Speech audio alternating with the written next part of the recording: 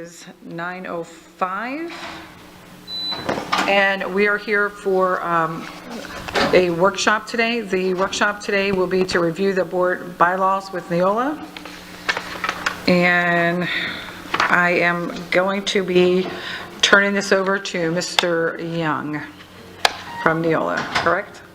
So, Madam Chair, if I may, Please. through the chair, first, if Amanda Clapp, who is the president of Neola, has an opportunity to introduce her team, and then Mr. Young will go ahead and start the review process with the board.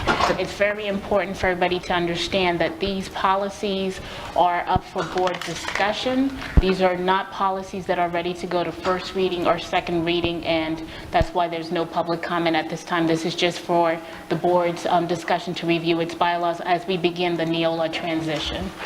Ms. Clapp? Thank you, Ms. Bruno. May it please the Chair, good morning. Good morning. My name is Amanda Clapp. I am thrilled to be here with the School Board of Lee County to start the process of working through the Neola templates and reviewing your current adopted policies.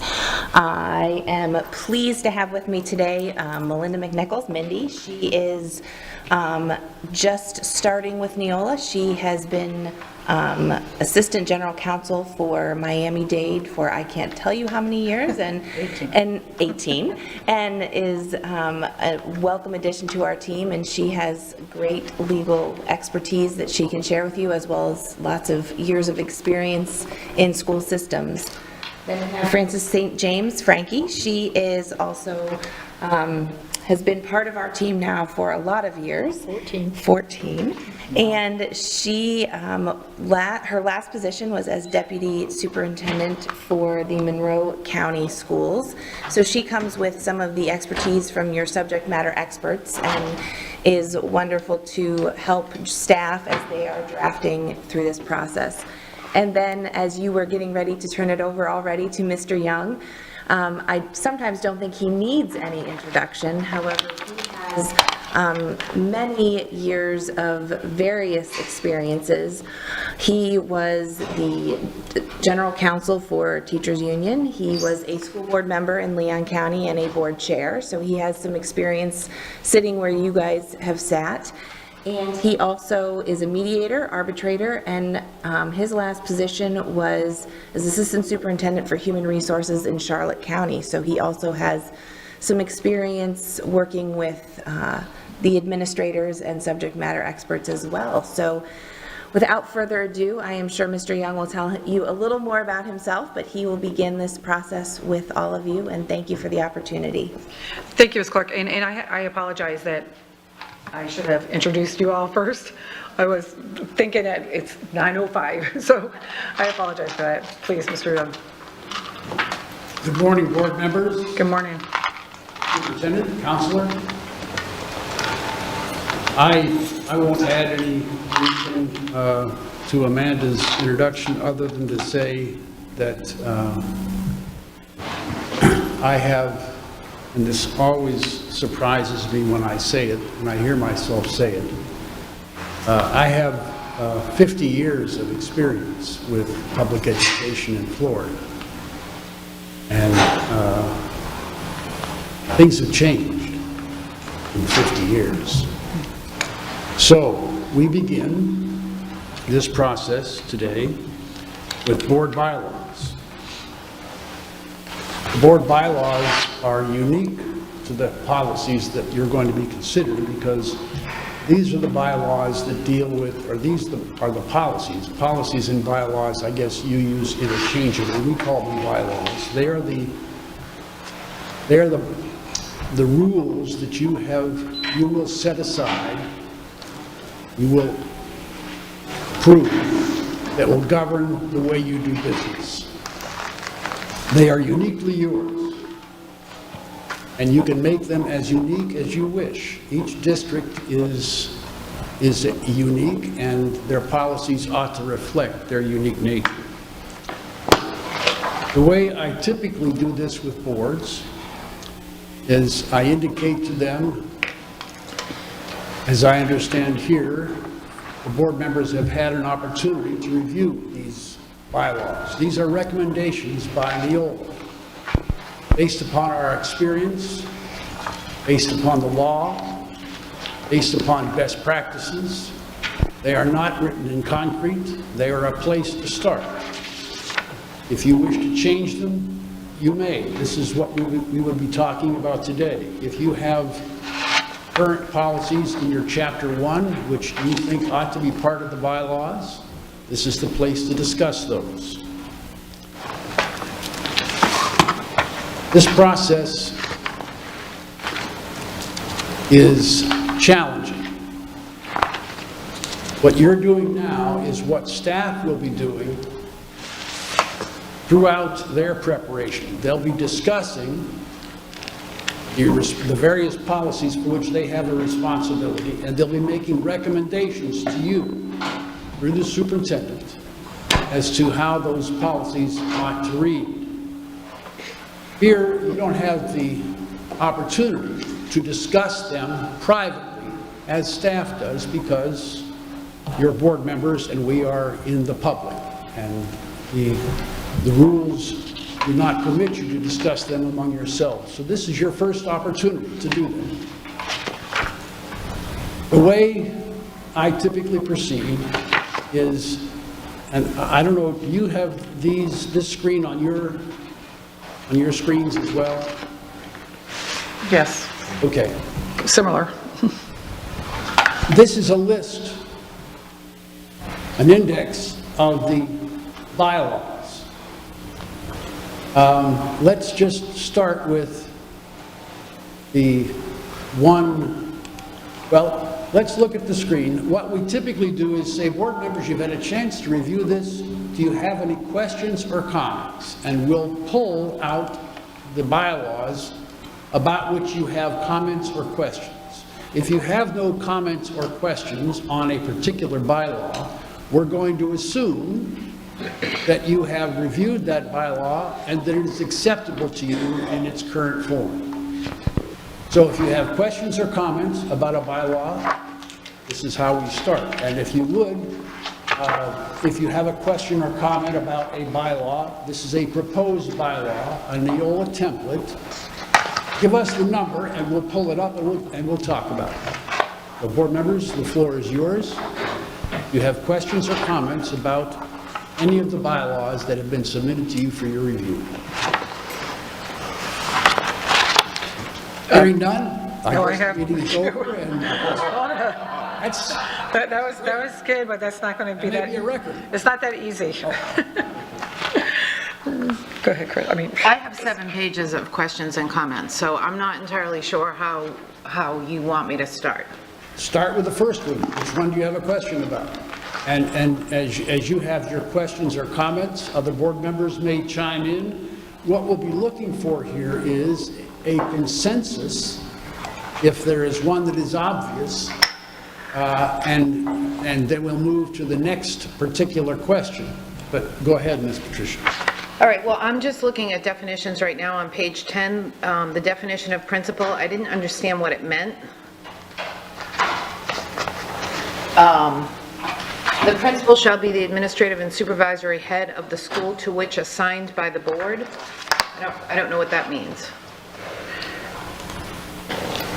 Can, Ms. Patricia, when you do that, I know we have a bunch of different numbers. Can you? I'm working from our binder. It's Okay. page 9 in our binder. I'm not sure, Amanda, Because I think he's going to need, is there a word missing here? it's, this is PO, it's 0122. That's the code. Yeah, I think she's looking at definitions, PO 100 definitions, and Right. she's looking at the definition of principal. Right. I'm looking at it. Hard to see, but I think I can. Principal shall be the administrator and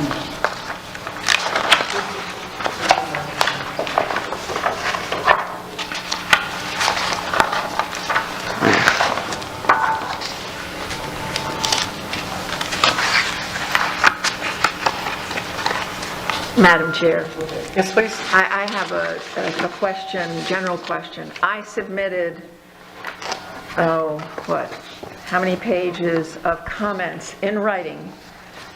Is it necessary for me to review all of these publicly now, or is this something that's been, particularly the Scrivener's errors, is this something that's already been incorporated? I don't, I mean, I gave this all to you a couple weeks ago, so. I'll be corrected if the counsel for the board or the president of the company has a different opinion, but my opinion is that what questions you have raised need to be raised before the group as a whole, and the group has the obligation or opportunity to comment on it. So yes, we would need to go through all of your comments or questions, in my opinion, in the public forum here. Okay, so, Amanda, or I would say the Scrivener errors, we will make sure that the things that are like grammatical Sure. that you have recommended, technical changes. technical changes, you do not need to necessarily address unless the rest of the board feels strongly about knowing what those corrections are. But I would take that to council, and she can let you all know. These are the documents that were emailed to you previously, so I would agree with you, Ms. Clapp, that any technical changes or Scrivener's errors that are not substantive can be addressed when we review the policies. Substantive changes is what we want to discuss. okay, so we're still on the one that Mr. Trika had mentioned, because, So I agree with you, Ms. Morgan, and I was going to send my Scrivener's errors comments separately, but I didn't know if this was substantive, because I simply didn't understand the sentence when I read it. I think it's awkwardly worded. The principal shall be the administrative and supervisor head of the school to which he or she has been assigned. Okay. To which they have been assigned. Are we using they now instead of he, she? To which they have been assigned by the board, and shall be responsible for the enforcement of all board regulations. This is, the second sentence is important. In policy, principal, capital P, or principal, lowercase p, implies the authority to delegate responsibilities to appropriate staff members unless prohibited by law or board policy. There is only one other person or position that has this same delegatory authority, and that's the superintendent. In all other positions that are named in the policy, those positions are the persons or individuals who are responsible for the implementation of the policy. Here, a principal is defined as one who can delegate that responsibility to one of his staff members. So, Mr. Tricka, is this change then? Yeah, that's fine. That was Okay. Scrivener's error again. I just, the way I read it, I didn't It was understand awkwardly it. worded. And I didn't realize that. So can I go on? yes, please. So page 10, social media, the last sentence, the definition of social media, the last sentence indicates that if an app or a web service is not going to be considered social media unless it's listed on the district's website. So we have a separate social media policy, and employment consequences can result if an employee uses it incorrectly. Student discipline consequences can occur if it's used incorrectly. If it's not listed on the social media platform, but an employee or a student uses social media inappropriately, does that policy not apply? Okay, can I, and I'm sorry, because I know we're all trying to follow, when we're looking at this binder that we have, page 10, like if I open page 10 right now, the first page 10, I'm at member powers. Okay, So I'm under definitions. definition, so that's the green tabs. It's the back part, just so that, because I know everybody's trying to find, stay with you. No, this is actually. Oh, so I'm confused. It's tab number 1. Is it? Page 3 of 4. Yeah. So my orange is in the back and my green is in the front, so I'm, And I have no green. she has, here we go. Board members? Can I suggest that we just click it off of what's on the I would recommend agenda? that too. So we And just go need- to those numbers, because that way the public and everybody knows where we're at. is what Neola is using as well. So if we follow it through what was provided to you in board docs, that's the best way to do it. Yes. So what number, so the POO number would be, and I know, We're now Definition. in 100 Yeah. 100. definitions. 100. Under definitions, we're looking at the last sentence under the words social media. thank you. So my concern here is that social media platforms change all the time, new ones are created and come into popular use, and the district isn't always going to have them listed on the website. So does this definition say, if it's not listed on the website, we cannot enforce that policy? Do you understand my question? Yes. Amanda or Frankie, both of you are more knowledgeable in the area of social media than I am. You have a response to that question?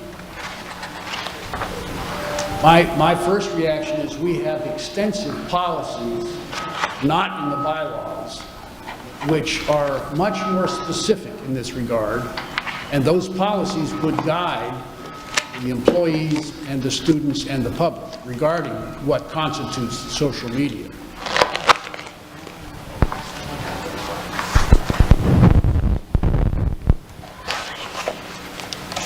I want to look at one of our social media policies so I can provide you with a better answer. So just give me 1 second. I'm sorry, I'm trying to pull that up.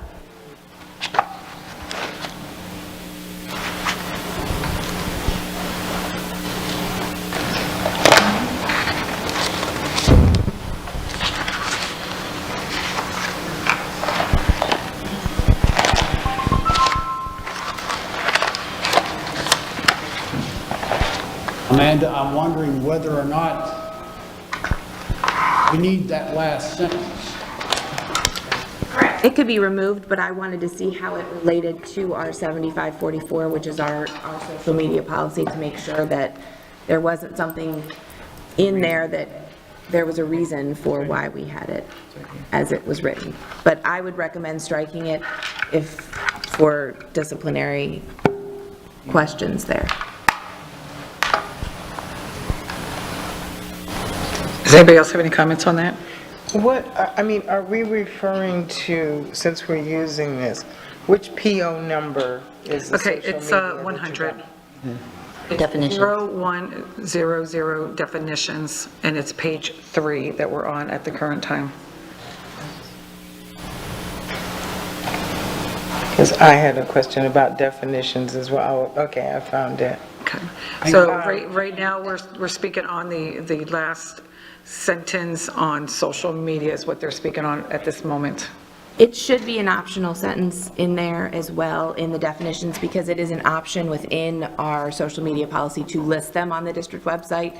So I would recommend, since you want to make sure that you are able to take appropriate action, even for the new whiz-bang things that come out that we might not know about today that are listed, I would go ahead and strike that if everyone else feels comfortable.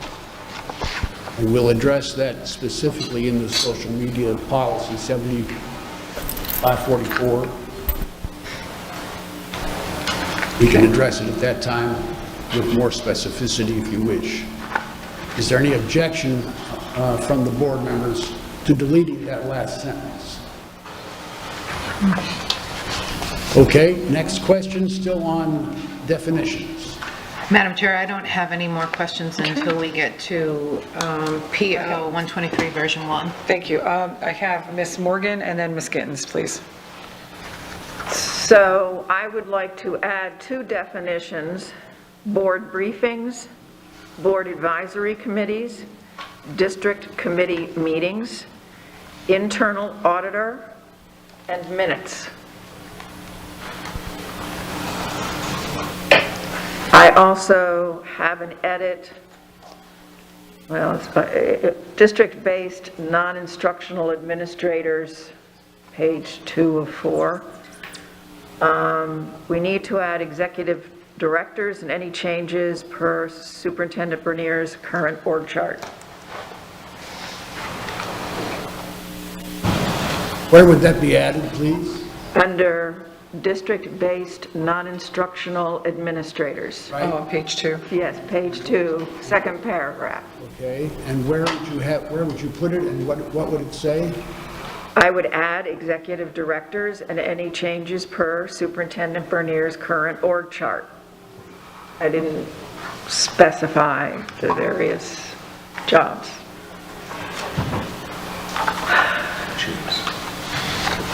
May I ask a question? Sure. Board briefings, board advisory committees, district committee meetings, internal auditor, and minutes. Okay, and Ms. Patrica has a question regarding the comment.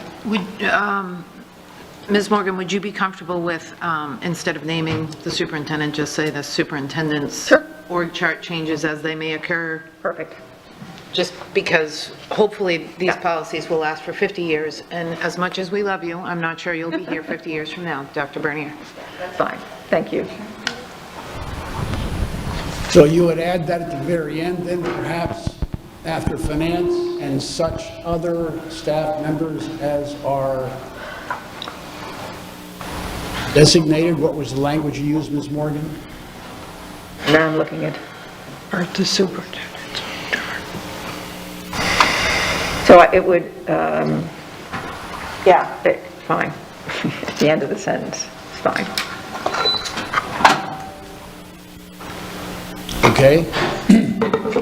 So we've added executive director, and at the very end, we've added and such other staff members as are designated on the superintendent's organizational chart. I can't see that. I can't see that. Is there any way that we can Yeah, we can't see put that. the changes that are being made on our second screen? So that way we can keep up with what's going on? Ms. Thomas, can you find out if we can do that, please? Thank The you. second screen, we can't Because see. we have a second screen. We don't have that up here in front of us. Right. And we can't see it. So we're going to try to get that on our second screen so that way everybody's following along with you all. That would be helpful. Yeah, it would be really Yeah. helpful. I can't write that fast. But I think that the suggestion that was made by Ms. Morgan is I think it's non-controversial. On our screens. I think that Okay, thank you. I think the language that's up there, and such other staff members as are designated on the superintendent's organizational chart, is, I think that's consistent with what Ms. Morgan was asking or requesting. Are there comments about that language? Ms. Vaughn? Yeah, I just wanted to hear the whole, I know we're going to type it out, but the whole thing, I don't really see the necessity of adding executive director, because we have assistant director. I mean, things often change, and if we have or others as designated, whatever that wording is, doesn't that cover it? So why would we need more specific job titles there? We don't. Well, you said executive director. That's a specific, that's what I was looking at. Yeah, that's why we're here, to have conversations. Well, that's what I'm saying, Madam Chair. And I think Ms. Fisher was shaking her head, she agrees with that one as well, the or. So what are you suggesting, board members? I'm not quite sure I'm with you here. So, Ms. Vaughn, will you please restate what you were saying, that you wanted the, I don't have exact wording. I was just saying that I don't think it's necessary to add more specifics. For instance, Ms. Morgan had mentioned executive director. If you're also adding, again, I don't remember the exact wording, or such positions that the superintendent has on his or her organizational chart, that covers it. So it's kind of redundant to list when you're Agreed. Yes. All right, I have a suggestion, board members. One of my pet peeves when we do policies and bylaws is making a list and then trying to determine whether or not the list is inclusive of everything. And then what frequently happens is shall include, and that's not very specific either. So I'm wondering whether that would make sense just to keep the first sentence, such personnel, this is non-instructional administrators, such personnel often report directly to the superintendent and supervise other administrative employees, period. Strike the rest. Don't list any. And I think implicit in that is anyone that's on the organizational chart, which is a non-instructional employee, is going to be covered by this policy. It would seem to me that would be simpler to do, and I think it would. I'm not sure that you need to have listed, and we did, these are our words. I'm not sure that we needed to list all of the, quote, non-instructional employees. And just as Ms. Morgan points out, when we list such a group and leave some out, what does that mean? Mr. Young, I'm going to be a little contrary, since these are the definitions. I think that maybe having at least some in there, and then the new statement as recommended about and others as designated on the superintendent's organizational chart. How would you word it? May include.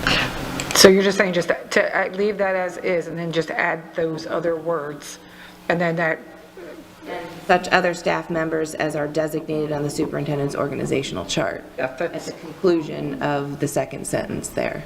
and that covers everybody then. I don't mind being corrected by the president. I mean, I simply offer an opinion. Conversation.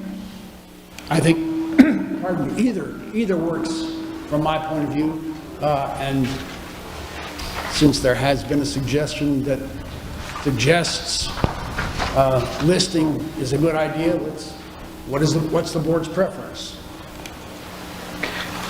Ms. Fisher? Well, I think the all-inclusive statement that we added at the end really covers it, and the organizational chart frequently changes. It does So indeed. that would be my input. Ms. Giovanelli? I agree. Ms. Rodriguez? Ms. Gittens?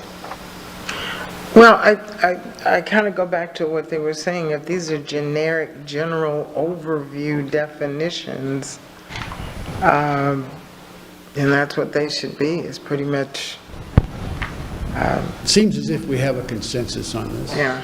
Yeah, Okay, thank you. thank you, board members. Okay, and then Ms. Gittens, you had something for definitions as well, correct? This is on the same one. On this particular one? I'm not sure that this is not Scribner's, but I want to bring it up in front of the board just in case it is. Can data processing be information technology?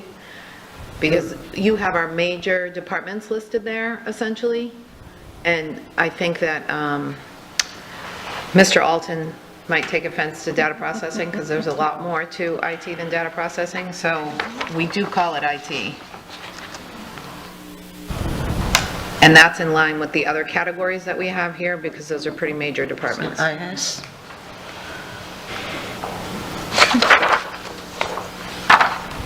Looks like a good catch to me. Thank you. Ms. Gittens, please? May I finally go? Thank you. Yes, Ms. Gittens, thank you. This is about the same thing. I just wanted to have you define for me the major tangible personal property and I guess the minor. I'm a little confused about that. Is this from, it says means any tangible personal property of a non-consumable nature, et cetera, et cetera. Personal property meaning like a teacher, an individual that brings in their personal property, or is this considered the personal property of the district? I'm not sure which that means. I'll defer to Amanda. In reading the definition, I want to go to Florida Statute 274. However, it does state owned by the board. So this is, So there is Yeah. using personal property, that verbiage is related to the board's personal property is my question.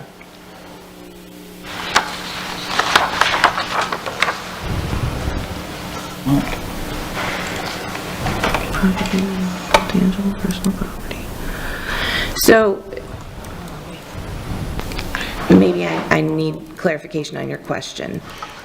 Okay, it means any tangible personal property of an organism owned by the board. So we can interchange personal property and what the board owns, is that what it's saying? No, this is directly from Florida statute. It speaks directly to property, means all tangible personal property owned by a governmental unit, which is you, the board, of a non-consumable nature. Okay, and where I was confused is owned by the board and then saying personal property. I'm having trouble. Yes, the balance there is odd, but it is basically property owned by the board of So non-consumable. So considered- it's like your computers or your iPads Right. or things along the, yes. So real property by law is land and anything attached to it. All other property is personal property.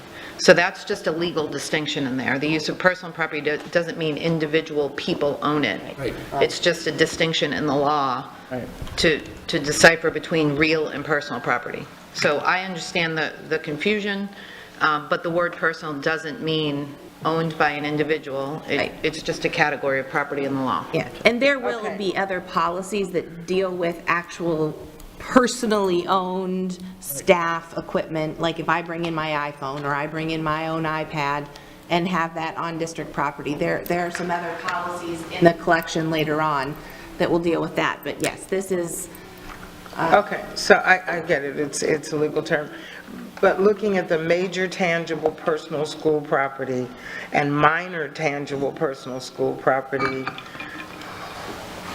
I'm trying to see, the life expectancy is the same, it's 1 year. It's still using FS 274. the value. So why Less than the, less the amount defined? Right. And the other one is capitalized value or greater than the value defined. So the value defined meaning the cost of the item? I guess what I'm saying is, why don't they say basically the same thing except for the...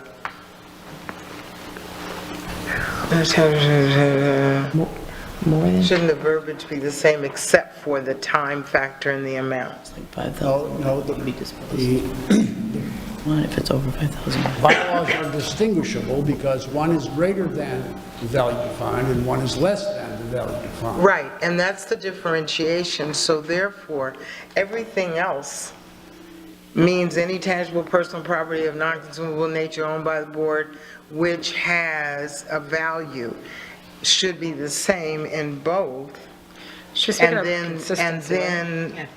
then the one be greater than and the other one be less than. Do you understand what I'm saying? sort of, but Mindy's gonna try to Right. give you a little. So what the statute provides is that if property is valued, if it's under $5,000, it can be, this is what it says in the statute, disposed of in the most efficient and cost-effective means as determined by the governmental unit. But any property that's over $5,000 has to be auctioned. Okay, and I get the definition of what it is. What I'm saying is they are both the same up to the point of that value, you know, if it's above or it's below. I'll let it go because you're not understanding what I'm saying. She's trying to say that can they be consistent in their verbiage with the exception of the money amount is what I believe is what Ms. Gibbs is saying. That's all I'm saying. That first line needs to be the same, means any tangible Yes. personal property of non-consumable nature owned by the board which has, And then the other one and then you says- go to, the first one is capitalized value equal to, the second one would say the same thing, but then say with a life expectancy of 1 year. I believe we can do that. That change would still be consistent with Florida Statute 274. And Amanda, unless you have an objection, we'll make the language identical except for the distinction about value. Under 5,000. Is that is what you're speaking of, right, Ms. Gibbs? Yeah, I'm just saying for clarity's sake, they're the same except for the value. Right. That's made the difference between major and minor. Thank you. Okay, we go with that one? Other questions about definitions? EO 100. I think we're good. Okay, Ms. Morgan, did you have one? Okay, go ahead, Ms. Patrica, you had another one though. So, Not in definitions. No, I don't have out of any- definitions. I don't have any questions until we get to, let me get there, page 21. I know you guys want a PO number. yep. Number is social media. Ms. Fisher has a question. Oh, I'm sorry, Ms. Fisher? Yeah, so going back to Ms. Morgan's suggestion that we add briefing, meeting, workshop, da-da-da, doesn't the definition of meeting really cover that, even though it doesn't specify the differences in workshop and briefing and action meeting? I mean, it looks to me like it's any gathering which is attended by or open to all members of the board, held with the intent, et cetera, et cetera. All meetings shall comply with Florida laws, Sunshine Law.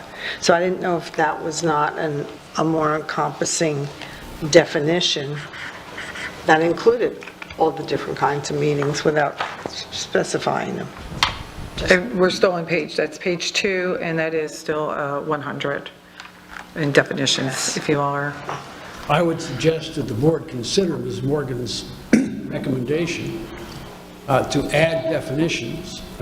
This is not something that we would do, and that if the board has a consensus that more definitions are required, then I'm going to make the assumption that the board attorney would make those definitions, prepare those definitions for the board's consideration. I'm not sure that they're necessary or not, but that would be the way I would suggest that you might want to consider proceeding at this point.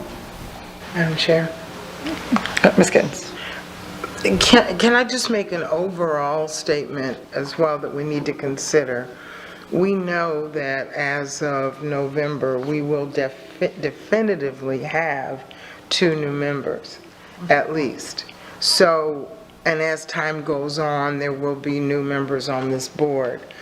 So I think we really should keep in mind that some things we understand at this point because we have been here for, whatever number of years, but people coming in, and what if it shifts altogether at some point?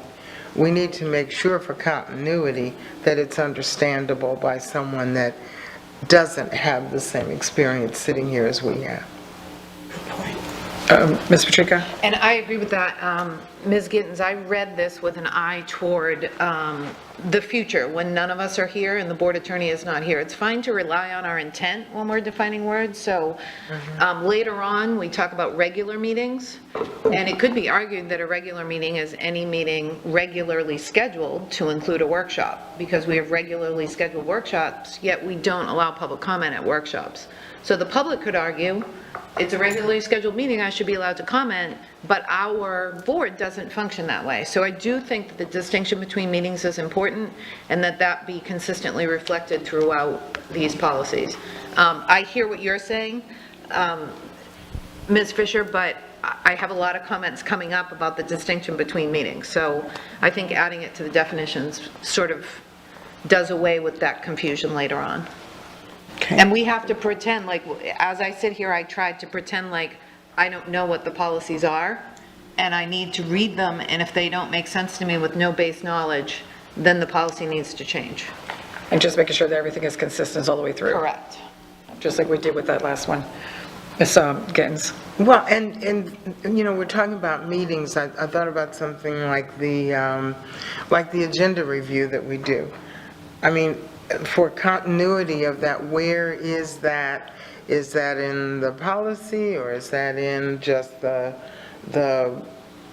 how do you define and make sure that the way of work matches the policy and how we do it? Protocols. Yeah, but protocols Yeah, can be but- institutionalized in policy. Please. I don't know. Did you follow what I'm I do, saying? and I think the board members are making an excellent point. That is the absolute purpose of these bylaws, is to make it clear to future board members, as well as the public and current board members, about how the board operates. And the point is made that future board members need to have some guidance, as does the public. So getting these definitions and these bylaws as clear as possible is a most appropriate goal. So if I may, as far as this particular one, definitions on meetings, are we looking to add those meetings in this spot? Ms. Patricia? I'd like to see a definition of workshop versus briefing versus action meeting. Because again, I think that throughout these policies, we refer to regular meetings as action meetings. But I think, again, it could be argued that a regular meeting is anyone regularly scheduled by the board. In terms of Ms. Gittens' comment, the agenda review is an item on the agenda of the workshop. Correct. It's not an actual agenda review meeting. So that's covered by the definition of workshop. But where? My question is where? If none of us were here tomorrow, where is it covered?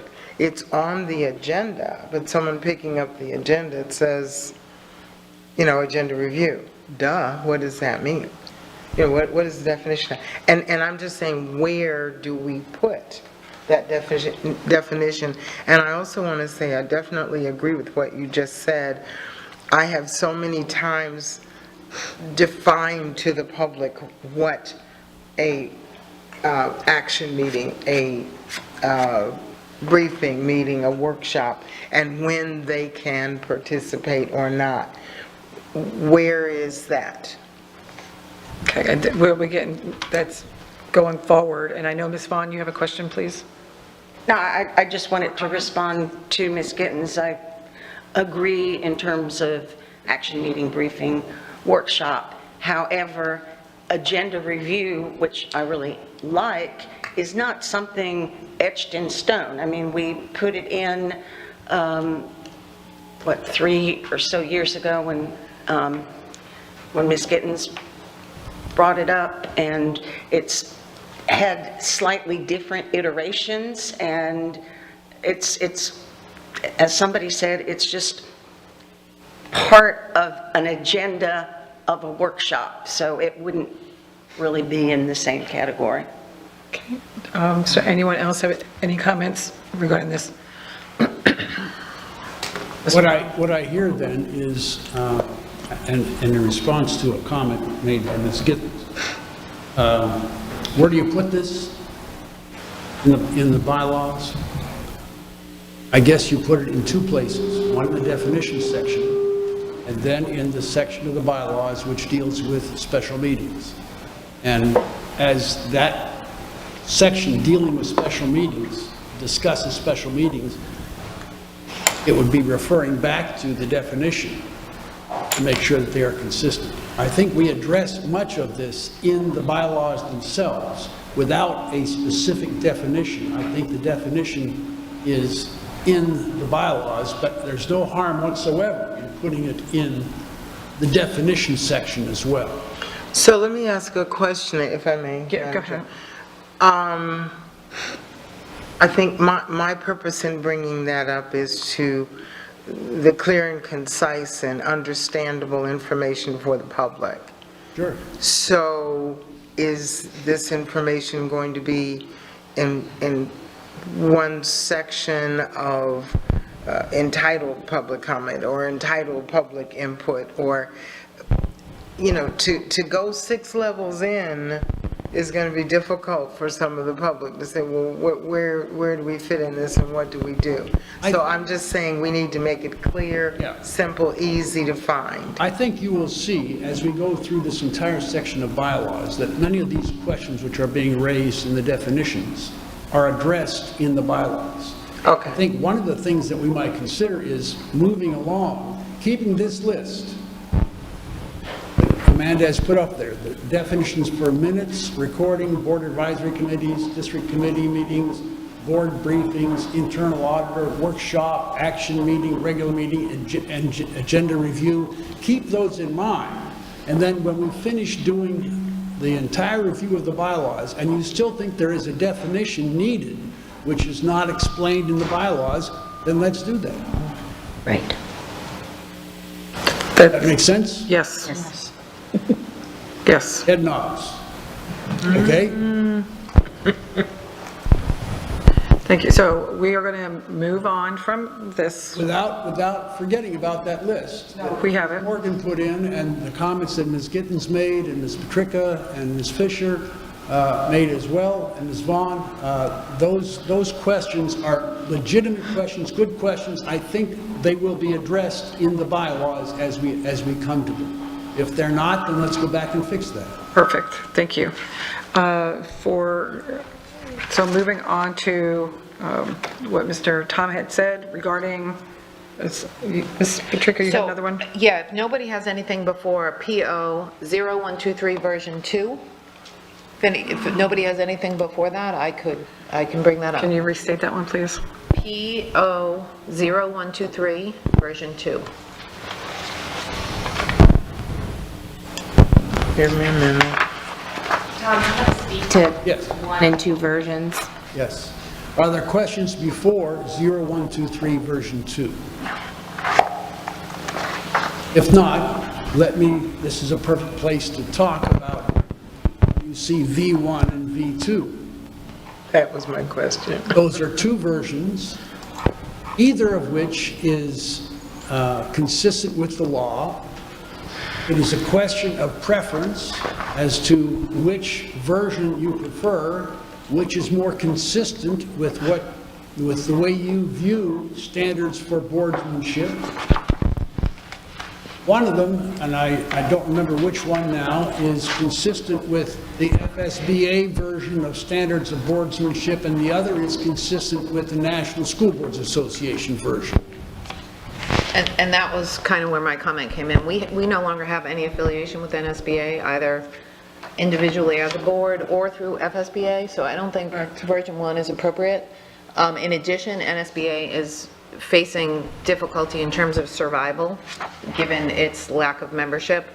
So I think version 2 is most appropriate, and I had no comments about what was in version 2 other than a whole acceptance of it as a whole. And that is consistent with, if not every board that we work with in Florida, at least the vast majority. I don't know of one that uses the NSBA standards. That came from, keep in mind that these templates are used in 7 states,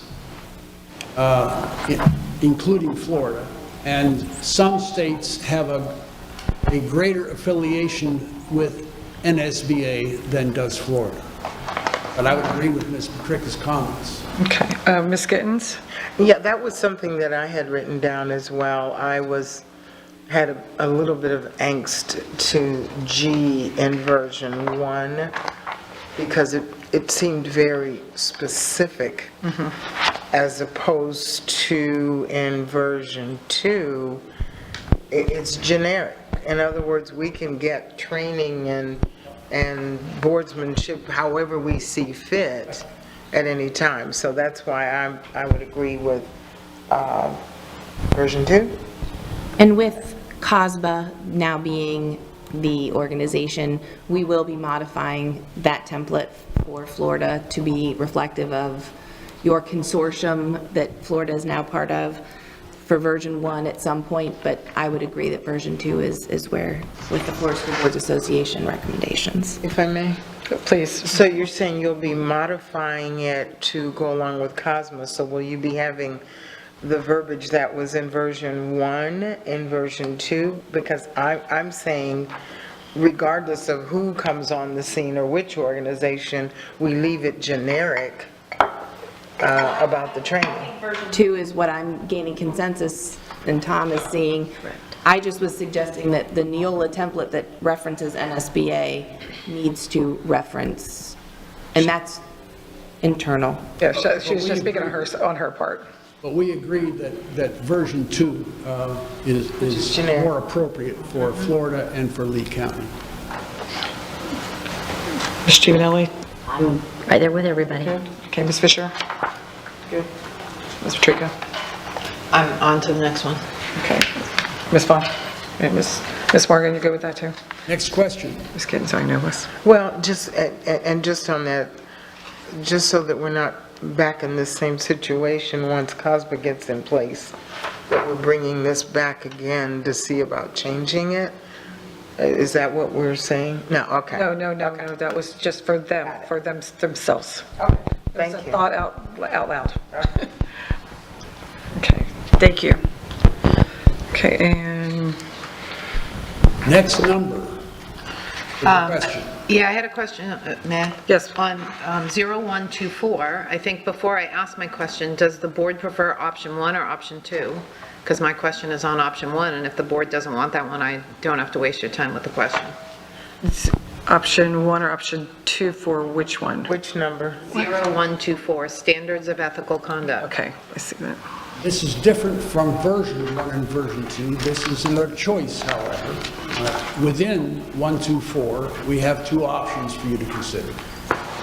So there is an option to that as well? Yeah, and it's page 13 too, if you need to look at it in your No, paper. I'm following online, it's easier for me. Yep.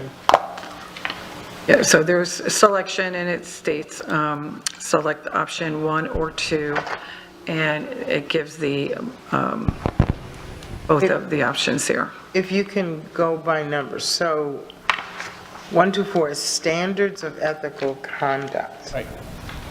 And you're saying there is also a version 1 and 2? No, There are two options within 124. Oh, okay. Option Yeah. 1, I got you, gotcha. which is on the second page. I got you, okay. Go ahead. So if I could direct a question to the board attorney, option 1 is, verbiage surrounding standards of ethical conduct. Option 2 is if we already have a policy or we want to create our own specific policy regarding standards of ethical conduct, that's really option 2. If I may, Attorney Dupree-Bruno, did we not have, close to the beginning of your tenure and with the assistance of RSM, did we not create a pretty comprehensive policy regarding this? And should we be abandoning that at this point? So the policy that was created was Board Policy 1.28, which is ethics in education. This policy that is in front of you today is specifically for the standards of ethical conduct for board members. It is not the broad policy that we have in 1.28, which applies to everybody. So this is a little bit more specific. Okay, so then option 1 probably would be better since we don't already have a policy that addresses this, yes? Attorney? So, yes, option 1 is very specific, and it definitely codifies, like some of the things, for example, conduct for the education profession, that would be in both, because that applies to teachers as well. But this is very specific to the board, and I believe it also includes some things from from chapter 112 in there as well. So option 1 would be better since it is very specific to the board's ethical conduct. And on option 1, just below the first sentence there's a bracket. That is a choice. Anytime you see that bracket, that is optional. And without being asked, I will offer an opinion.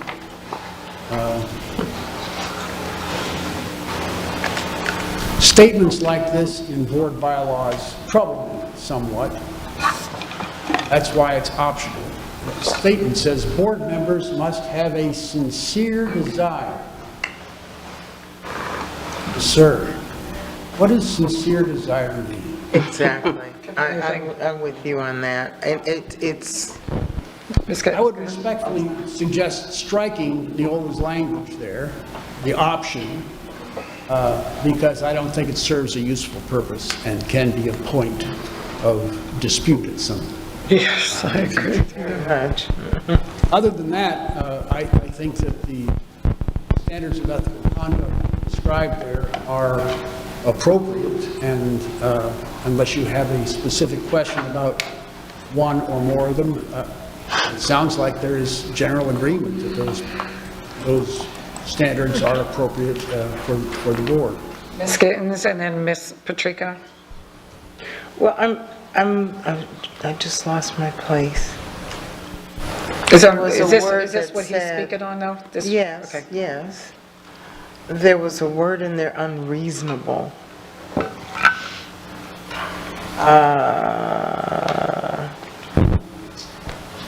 Members of the board shall strive. I don't know, I guess, words like strive and will try and all of that. We're dealing with the law. Yeah. The law says you do A, B, and C. You don't try to do A and then do B and C just because you can. So, I mean, seriously, strive and attempt and, we'll do our best to make sure kids are safe. No, the law says we will keep kids safe at all whatever it takes. So I guess those words are, to me, I don't know. Students are not unreasonably restrained. Where, if we were, doing this like defining a sentence, where is unreasonably connected to? What does that mean? And if someone is reading this, is there a reference to where they can go? Because it seems to me that if someone, let's say a child is restrained and someone says, okay, this is not reasonable, it's not defined, then we go to court. Then we have legalities, because now we're going to fight thousands of dollars later to say which is unreasonable and which is not. And I don't know what the answer would be, but it's... So, If I might, Amanda has highlighted the section, board members recognize their individual duty to promote the best interests of the district. In doing so, members of the board shall be guided by the principles of professional conduct for the Florida education profession. FAC 6A 10.81, and then it says after that, just go back for a second, scroll back up, okay, which outlines the following ethical principles. Now, these come from the principles of professional conduct. These are not something Neola made up. These are in Florida Administrative Code 6A 10.081. Do you have to have them here? No, you don't. Is it worded with specificity so that everyone understands what it means? No, it doesn't. And I'm reminded that sometimes when you look at Florida statutes, they don't make any sense. Amen. Sometimes Florida Administrative Code is not what we would have written, but unreasonably is in the code. Now, I don't know what that means, and it is certainly subject to dispute, discussion, but the question is, do you want to have something like this in here at all? If you do, a guide for it is the principles of professional conduct for the Florida education profession in Florida. These principles are what teachers are guided by. And what they are doing in this policy, this bylaw, is holding you to the same standards, ethical standards that teachers are being held to. Can I finish? But if I would appreciate Ms. Gittens, because I know we had spoke about the little bracket, which we were on that, to see if that's something that we want to keep in there or not, and then we went down. So if we could go back to that one after. Okay, let me make the statement and you understand. So, thank you for the definition that this is FAC 6810-0081, and it's from that. So, I can't take up my argument with the statute. If it's from the statute, then I rest my case, and it's verbiage that's in the statute. So we need to go to Tallahassee. So, thank you. And then, so if we could go back to the bracket portion that he was speaking on regarding the board members must have a sincere desire to serve, you would hope that, but how do you control that part? That's another one which. So that's where you were on. To be deleted. Correct. So are we okay with taking that one out, or, Ms. Janelle, you say good? Ms. Fisher? Well, No, just that one sentence. Right. That he spoke about that says board members must have a sincere desire to serve the educational needs of the community. Decisions must be based on the best interests of students and not a political or personal interest, which we should all know that. Do we want that in there? That's the question. I would keep that part. I would keep that second sentence. Decisions must be based on the best interest of students, not on political or personal interests. So, but which part of that would you remove, Ms. Fisher? First sentence. The first sentence of that. Okay, perfect. And I can agree with that, with the second sentence, not the first. So how are we going to enforce that? we would X that. I don't see that as enforceable because it's stuff that happens all the time right now. It's been happening ever since I've been on the board, all of these things. So I don't see how you can enforce it. There's a lot of subjectivity because personal interest, for instance, my personal interests may be looked at by some people as something political because it's found in somebody's political ideology. I find it impossible to enforce. I think it's too subjective. Thank you for that. Ms. Patrica? In terms of enforcement, I believe that that is the chair's job in conjunction with the parliamentarian. So if I were to sit here and say, I want X, Y, and Z to happen because that's what the Libertarian Party tells me to do, trying to be the least controversial as I can be, then it would be on the chair to call point of order and say that violates our policy. You're out of order, period. That's the point of these policies, is it not? That the board, the chair, and the parliamentarian keep us in line. Keep in mind that this sentence, these two sentences that we're talking about here are also optional. They are not required by law. They are not the part of any law. It is certainly possible that, as Ms. Vaughn suggests, political or personal interests will vary, will not be consistent. I think you have three options here. One is to strike the first sentence and leave the second. Two is to leave it as it is completely, and three is to delete it. Or four. How about if we put a period at the end of students? I was going to say that. Or four, decisions, the sentence, the section would read then is simply, decisions must be based on the best interests of students. Now, again, that's going to be subjective, and there's no way to get away from that. It's going to be in there. Surely it is the intention of every board member to do what's in the best interests of students. You would hope. Right. Right. And what that means is a separate question. So that may be a way to address this in the most brief and least controversial way possible. I agree. Ms. Giovanelli, you agree with which one? Put a period at the end of, like, just what Ms. Patrica just stated. I think that and leave it there. Students. Ms. Fisher?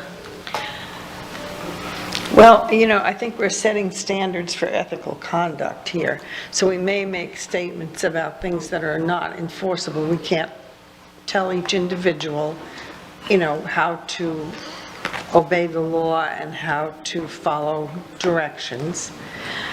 And I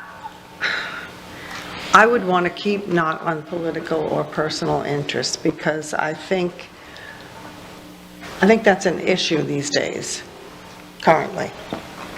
And we're working on bylaws for now and the future. Oh, Ms. G? Okay, so I'm going to give you an example that's going to make it could be political or personal interests, but what was best for students at the end of the day? Masks. That became political, became personal, and what was best for students? Masks. But some people made it political, some people made it personal, and I think we have to talk about what's best for students and leave it at that. I still agree with that, so, thank you. Thank you. Ms. Vaughn? Well, actually, I was thinking about masks, and we can use any of the big controversial things.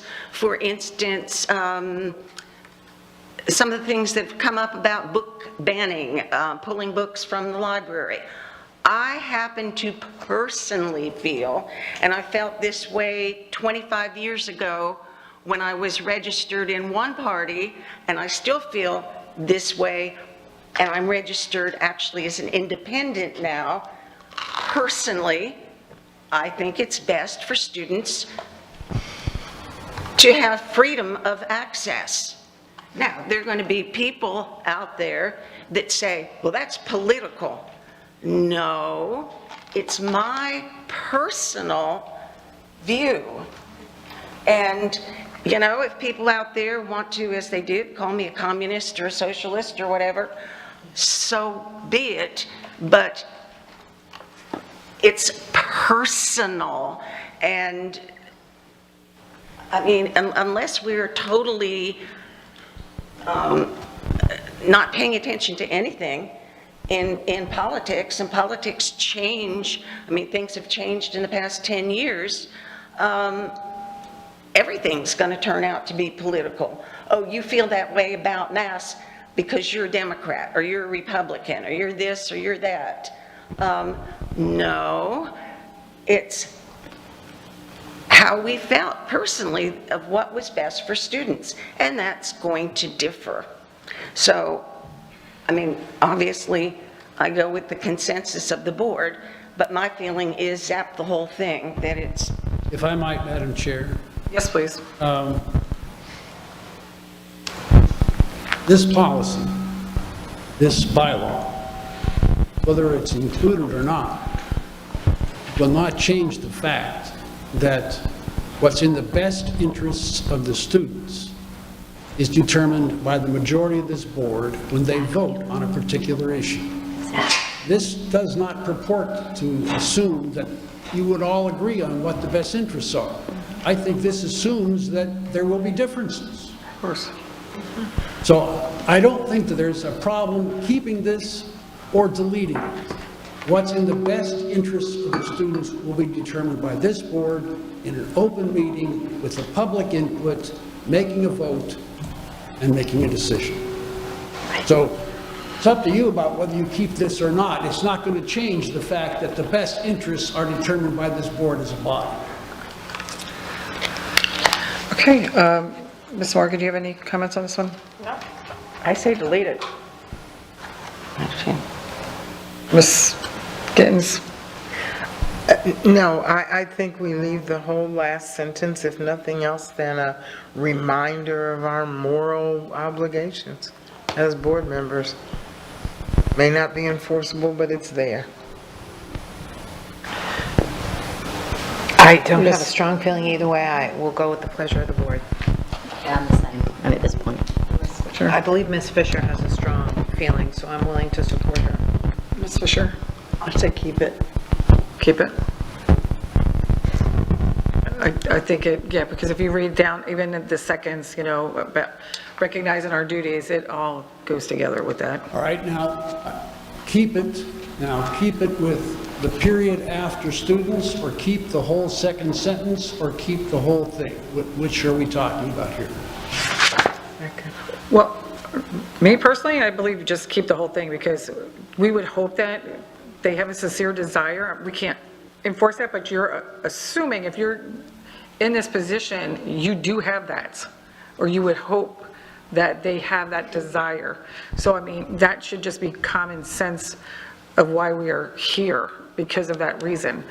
And then the rest of it, I mean, again, it should be a known factor. That is why we're here. That's why we're making decisions, for the best interest, and to keep the other noise out. I mean, so to me, this is just a common sense line. That's how I feel about this, period. So, Vote on one or two or both. so do we want all of it? Or part of it? Or none of it? Second sentence for me, delete the first. Delete the first? Second sentence only. Ms. Vaughn, I think I made myself clear, delete it. okay? I'm sorry, I have to just go back through this again, so make sure everybody, because we all have different opinions, as it states here. And then, Ms. Morgan, I apologize, I'm asking you again. No, I go with whatever the board desires. Would it make people feel better if you changed must to should? No. Okay. Okay, and then, Ms. Giovanelli, you wanted the second sentence. I thought our job is to do what's best for students, period. People are going to make it political if they want to, regardless if it's there or not, and personal, because that's how people are. Yes, and Ms. Fisher, I'm sorry again. Yeah, I say keep the second sentence, and I kind of like Ms. Patrica's suggestion to change must to should, to make it a little more palatable, but I like it. So the decisions should be based on the best interest of students, period. No, board members should have a sincere desire. That's the first sentence. Oh, should, okay. Suggestion is you put should in there rather than must. The question, I'm maybe the board chair is better determining the consensus than I, but I'm still not sure whether the first sentence is going to be included in the policy or not.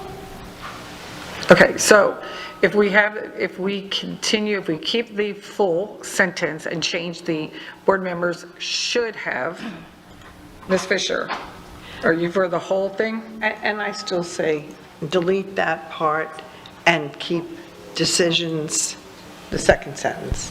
The second sentence ending at students? No, and not on political or personal interest. Okay, second The whole sentence. sentence. Ms. Gittens with second sentence. I mean, I can live with the first. Well, I and just the want to make second, sure, so whichever. second sentence. With the change to should, I can live with that. Ms. Giovanelli, you wanted second sentence ended at students, or are you okay with the second sentence, period?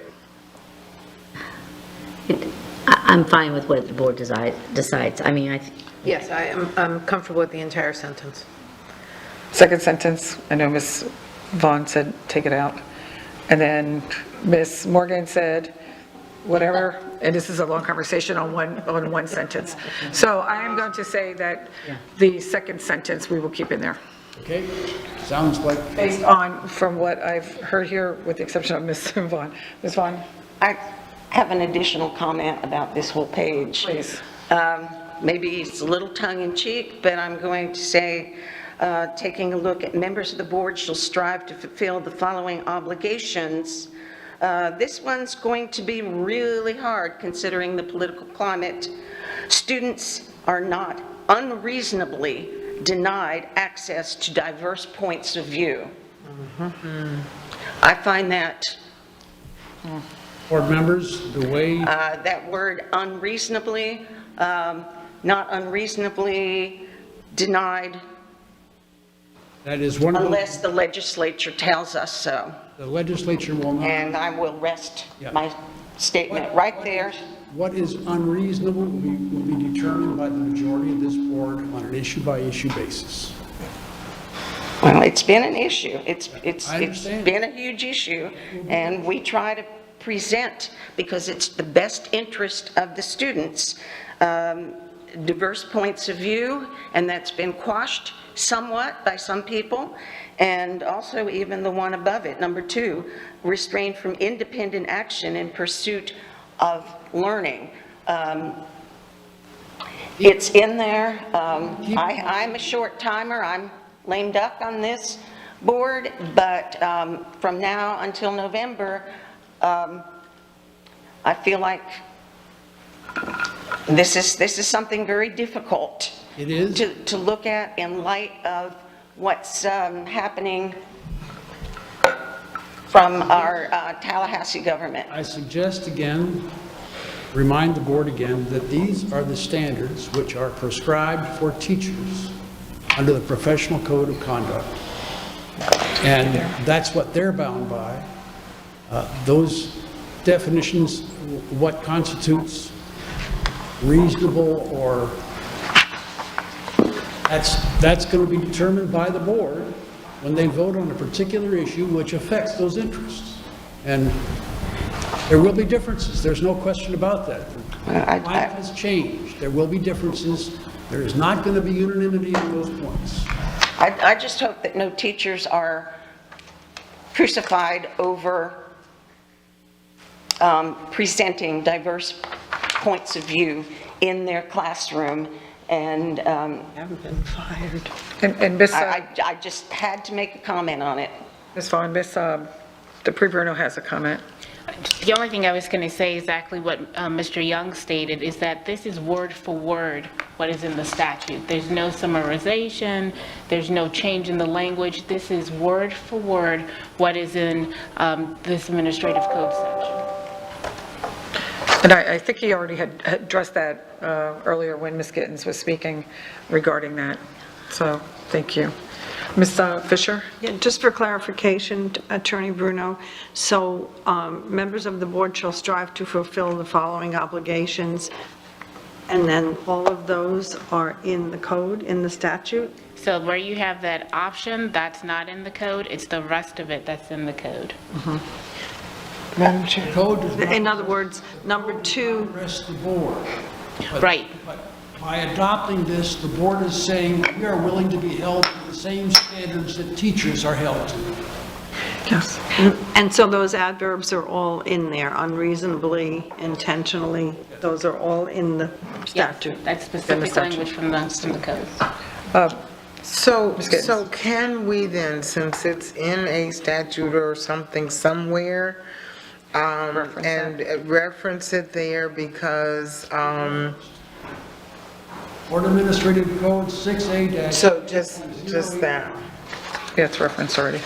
outlines the following ethical principles. And does that take into account, and this is kind of to our attorney as well, the Parents' Bill of Rights and the new, things that are coming into play? And I just think we need to have it front and center. This is statute, and this is what we're doing. So the Florida Code 6A-10.081 is the Code of Professional Conduct for Teachers. Right. Everything that is listed in this policy is, with the exception all the way until you get to end of option 1, is directly from that code, word for word. It's not verbatim. There are some sections that don't make sense, and they're not verbatim. Okay, I'm so sorry, we can I look didn't mean to at, argue, but no, I'm not arguing. like A1, for example, as I read it, it made no sense. And as I pull up the principles of professional conduct, it has been paraphrased. So I think that's what I was So saying. let me first look at what Ms. Patrica is referencing. I was specifically looking for the unreasonably, and that is in the statute, but let's look at what A1. A1 says, shall make reasonable effort to protect the student from conditions harmful to learning and/or to the student's mental or physical health and/or safety. So what does the policy say? And/or safety is protected as well. That's, Students are that is protected as well, makes no sense, and it's not part of the principles of professional conduct. So may I suggest that whatever we have is directly what it says, so we don't have to worry about, so we don't have to go back and explain why we did this and they said that. So the statute specifically says, A1 shall make reasonable effort to protect the student from conditions harmful to learning and/or to the student's mental and/or physical health and/or safety. Then that's what we should say. Period. Quotes, I agree with that. italics, whatever you want to do, but that's what the law says. That's the only thing that's going to protect us. So what it teachers are ready. currently says in And the teach- policy, in the bylaws that you're looking at, is A1, students are protected from conditions harmful to learning and/or to the student's mental and/or physical health and/or safety is protected as well. So I guess it's is protected as well is the difference. Correct. That's redundant. Yeah, it just doesn't make any sense as you read it. It makes no sense. Yeah, it definitely needs to coincide with the laws. Okay. Any other conversation on this? No, let's move on. There's more options down below. Oh, option 2. We're looking at gifts. I'm sorry, Mr. Young, what, Next would be, next to discuss in this particular section is gifts. Down the page further, and under gifts, there are options. I have a question before that. okay, go ahead, Ms. Patrica? So before that, if I could get to 12, which is under C, obligations to the profession of education requires, paragraph 12. Does this paragraph mean that, the way I read it, is that board members or officials and staff have to report arrests, but only board members have to report convictions?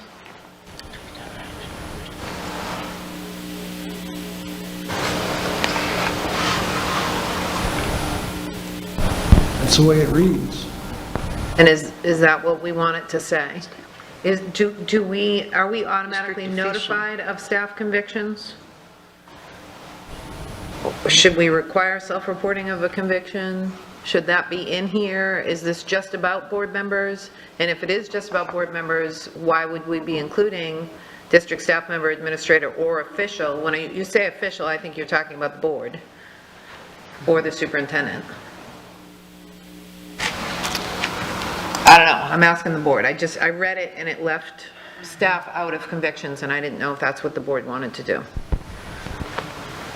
Is this still in standards of ethics? Because I'm lost. Or- Yes, it is Mr. under Prieto? section C, obligation to the profession of education requires.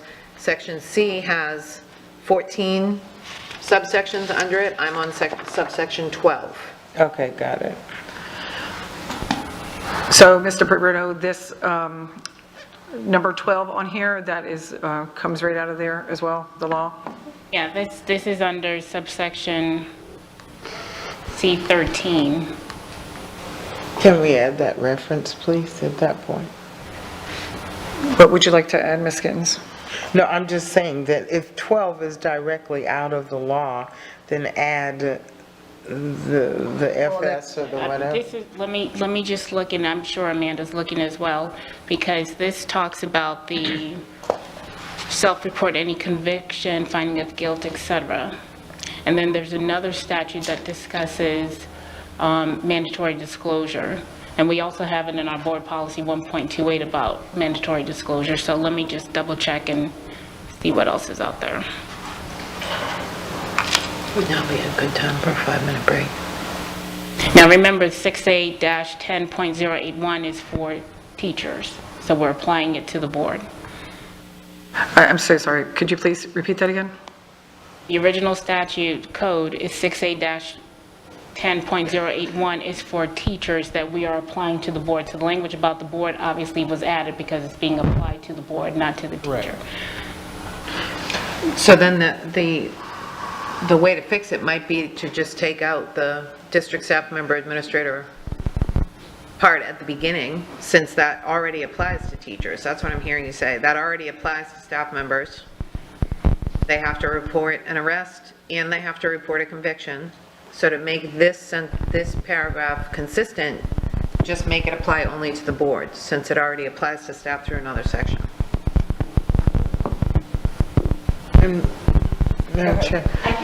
Part of the reason that this includes district staff and administrators is because when you read what this is, the board is to do what is necessary and appropriate so that you're wanting to make sure that your staff members and administrators maintain honesty in all of these things. You want to make sure that they are reporting and self-reporting and doing all that. So that is why I believe in C, it has become more inclusive here of staff and administrators as well. I mean, as a board, you want to hold yourselves to these, but you also are the body that holds the staff and administrators responsible for complying with these obligations as well. Mayor? Yes, go ahead, Ms. Gittens. Okay, so I think the part of the query is here, does the statute say, as determined by the district, is that an addition? And therefore, should we come up with what our determination is? I mean, are we, as a board, going to agree with the 48 hours appropriate? And if that's the case, then we don't need as determined by the district. It's kind of leaving it and saying, okay, if you have a car accident, you can have, 48 hours. If you do something else, it's going to be, a week. So I think to make it clear, and if it's concise with what it says, to take out as determined by the district. The appropriate authorities are who is determined by the district. Right. So it's Not not the 48 time. hours. 48 hours is mandated by the Florida Administrative Okay. Code. It is, you're going to determine whether that self-report is made to the Assistant Superintendent for Human Resources, or who is the appropriate authority that person. So if we're setting policy at this point, should we not say, include who that is at this point? Rather than when something comes up, then we have to decide. Does everybody understand what I'm saying? Well, that would be the superintendent to decide who that person is. That's not, yeah, it would be superintendent or designee, maybe, because, So let's just make it clear that too, because the district is kind of, have we defined who the district is? Is it us? You could delete the parenthetical, parenthesis and say. Right, as determined. determined by the superintendent. Right. correct. And Again, I will tell you that the as determined by the district is directly from the Florida Administrative Code as well. That is There. Then the that's, parens within the Florida Administrative Code. that's which all I is- need to hear. I mean, so. Well, and I think that would help us out a lot too. So if we know that this is coming directly out of that, there really needs not to be any conversation, because we want to make sure that we're adhering to what the law is, and that way it will make it so much easier for us going forward with the rest of these. How's that sound? Is that, No, I completely agree. I mean, this is why we hired Neola. okay. Can I go to? I mean, we could have done this a long time ago otherwise. Yes, I just going through this, I'm like, okay, wait a second, we need to just stop that. Ms. Gittens, and then Mr. Young, because I know there's another option too here as well. Okay, yeah, and in fact, that was my question. At the top, we are asked, select option 1 or 2. Option 1 has all of the details to it. Option 2 is, from what my understanding is, that we write our own, or? Yes. Okay, so I would like to say then, the reason option 1 is the most viable is that we've determined it is the law. Yes, So therefore, option 2 becomes moot. I would agree. Okay, perfect. I second that. I third. We got a fourth in it. Okay, so we are now on end of option 2, mandatory training, and I believe someone mentioned gifts. Okay, gifts. Option A1, choose this option if you want to allow board members to accept gifts. Yeah, what is the statutory limit? $50? Again, if it's in the law, we don't have a choice. Well, you have a choice that you could not accept gifts. Just prohibit them. So that's the choice. You either allow them and you set the limit, and if you set it at 50, you can set it there, but you also could set it at 25 or 10. But see, the only, if I may, Go ahead. the only thing about adding caveats to the law, it creates more issues, because if somebody gives me a box of candy, and if it's from Walgreens or from Norman Love, am I going to, you got an issue. So I think to keep it simple, we just say $50 and that's it. I believe that we need to stay with the statute. Ladies? Statute. We're on gifts. Statute. Stick to the law. Yeah. Yeah, statute. Okay? That should take care of that. Perfect, thank you. Okay, is there anyone else? Next number under bylaws in the 0 section. 0 what? 01, next number. The next one I have a question on is 0131, but there would be questions before that. 131, Why are we jumping around rather than just... we're going. We're So, jumping forward and if we go to 131, the assumption is that there are no questions between 0124 and 0131. If there are questions, Okay, we'll take them in order. I get you. gotcha. So if we may then go ahead and move to 131, Correct? please, legislative policy making, please, and thank you. Me? Ms. Patrica. So the third full paragraph, beginning the board may determine policy, talks about the state law, it talks about the State Board of Education, but it doesn't talk about federal law. Should we have a reference in there to federal law? Obviously, the state laws, the State Board of Education, collective bargaining agreements, all of those prevail over policy, but the same is true for federal law, correct? Correct.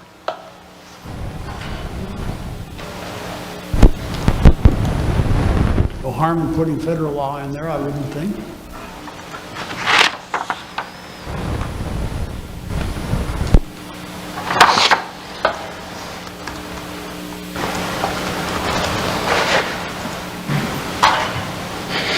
Okay, does anybody have any comments regarding that? Sorry. My next question is on the next page. That's on the, okay, what, never mind, I'll catch up. What's the, I think I'm Ms. just Gittens trying to has catch a, up. I'm just trying to catch up to where you are. The state of Florida or the State Board of Education.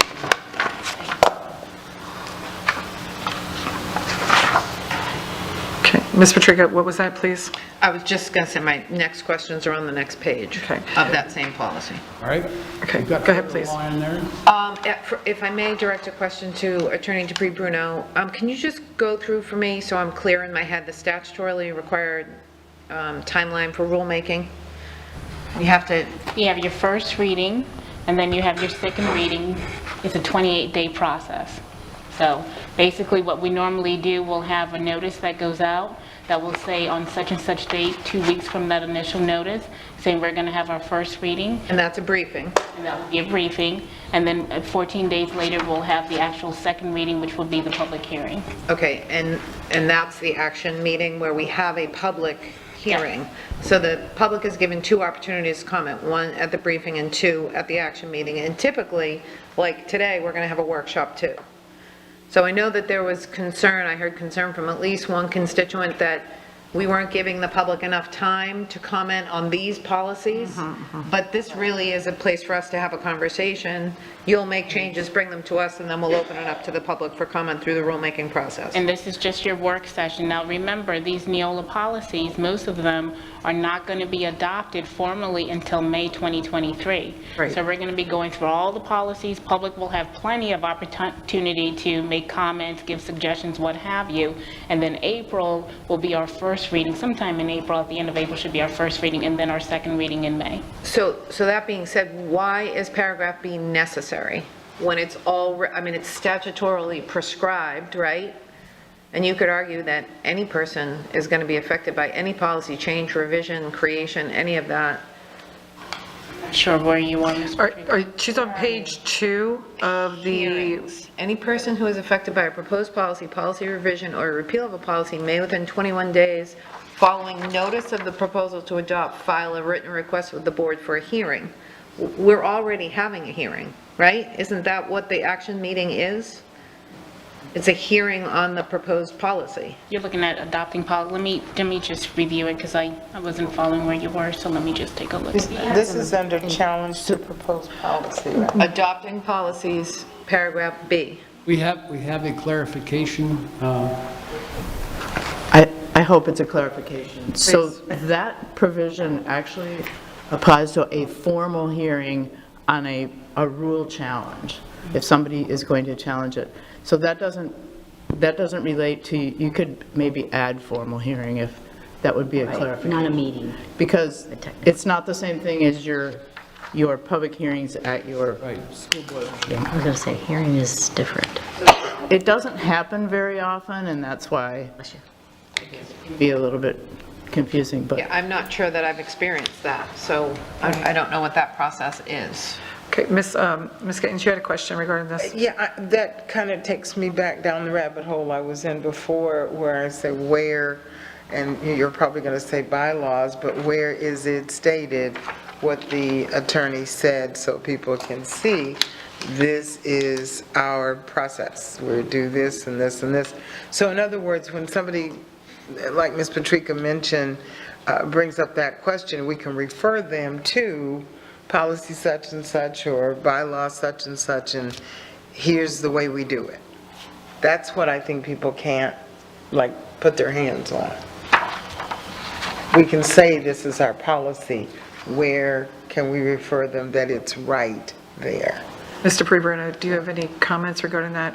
This is coming from Florida Statute 120.54, the rulemaking process, and I believe that it's referenced in the actual policy as well. They're speaking about the one above the rulemaking record. It's the B. Right. For the hearings. Oh, you're talking about the clarification in terms of the challenge? Yes. That's what. Challenge to existing. Yeah, they're on that one. You can clarify that. Okay. I don't know, I kind of wish that there was some place that was simple and easy to get to, that the things that would refer to the public would be right there. Well, I think we have so, as you see, we have so many rules, regulations, policies. It is hard to make sure you have every single detail. So if we understand that it is based on statutes and laws, I think that is, should be sufficient enough, because it's going to be hard for us to go take these hearings and attach it to policy, this, that. Well, and then, no, and I understand what you're saying, but I'm saying, okay, let our history and experiences be our guide. What have been the main issues with the public? What are the main things that they have confusion about? And if it's when they speak, how they speak, where they speak, something that simple, I don't know. I just still feel that they're not going to go through and scroll through all of this. Is it somewhere that we could have it? Thank you. and everything on here does state, like the Florida statute, and it has the numbers are attached to every single one of these pages. I know that, but that's not what I'm saying. I know what you're asking for. What we can do with that section, Ms. Giddens, and it still will be in that section because that's where it falls. This is all about rulemaking. We can add additional language from the statute that makes it clear that this is for individuals who have concerns or are challenging the policy, that within 21 days, we can go ahead, they have a right to advise the board, and then the board would have the hearing. So we can clarify that and use some language from the statute that addresses that. And then If I might, just show what the if you look down, scroll down, at the end of this section is a reference to the statute. Right, That all of those sections come from 120.54. right, correct.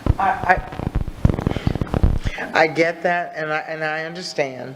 I'm just saying that the average person that's coming to a meeting or that's going to question something like that we do, I don't know that they're going to scroll through here and figure out which one of these 6 items is the item that they need when they're standing at the podium to say, we need to do this.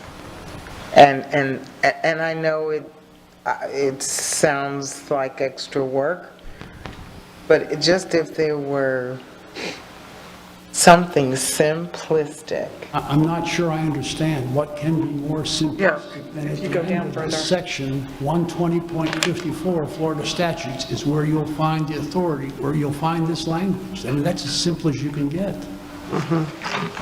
Okay, for example, under challenge to propose policy, if under that it just had bullet points that the process is, we meet once to do this, two times, just, I think it answers their questions before we get into a situation. We wouldn't get the questions from the public if they understood, this is the first reading. Where would they know that? That's my question. Ms. Fisher, and then Ms. Patrica, Okay, please. so these are board bylaws. And then if a citizen wants to challenge something, we will offer assistance like we normally do if they bring something up at the podium. So I don't know that we need to complicate our board bylaws by putting information in. That's not for the board. That's just my opinion. But then, if it's, Ms. this is Gaines? for us, then where do we put the information for the public that's simple? To the statutes. Yes, in the statute, but I'm going to go to Okay. Ms., So, if I may, so Ms. Giddens, if a member of the public wants to know what is the process for adopting policies, or what is the process if I disagree and I'm affected by this policy, what do I do? This is the process. It wouldn't be anyplace else, because this is the process that talks about rulemaking and creation of policies. And I'm talking about as simplistically as stating, we have a workshop to talk about it, then so many days later we do this, and so many days later we do this. And at this point, the public can talk, and at this point, the public doesn't. That's all I'm talking about, something that simple, so they know even when they can come to speak about it, or when they can challenge it. It seems to me, though, that that might be more of a process or procedure document that you can Yes. put in place. This is, and so I agree, this is your bylaw, and this tracks what is in the statute, and actually is somewhat more clear, written by lawyers, than what is in the statute, but it tracks exactly what's in there. I think if you try to go with more statutory language, it's going to become more cumbersome and confusing. So I think what you're looking for is a process document. It's a process, thank you. And that's not necessarily what this is meant to be. This is Okay. your governance, It's ours. how you follow the statute to make rules and make policy. And thank you for that, and yes, that's what I'm looking at. So to make sure that we put it down somewhere, that we review this for a process document on how do we do what we're doing. Amanda, let me ask you a question. At the bottom where it says public input and access to policies, do you think it would be okay to put something that the board would have a first reading during a briefing and the board would have a second reading during an action meeting, and public comment will be entertained, because we have that in the other policies about when public comment will occur? Thank you, that is, I'm a little confused as to where you are now then. She's on 3, she's on page 3 of that, on the very bottom, public input and access to policies. Is that correct, Way at Ms. the Dupree, bottom. Bruno? Yes. At the very end. And then it has all your legal, all the statutes that are adhered to in this first portion right here?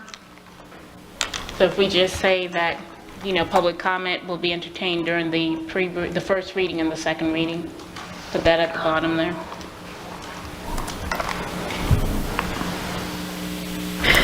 When you go to advertise that these policies are going to go through the process, you can put some of this in your advertisement, that there's going to be a 28-day period where they will have the opportunity to review the policies and then come to the public hearing. So when that section is in there as well in terms of the notices, so that's in the same policy. Can you repeat what you would like me to add here so I can add it in? I apologize. I wasn't there with you mentally, so. At the very bottom where it says public input and access to policies, drafting a sentence that basically says that there will be a first reading and a second reading, and the public will be able to comment during those readings. And we can fix the language, but that's my thought.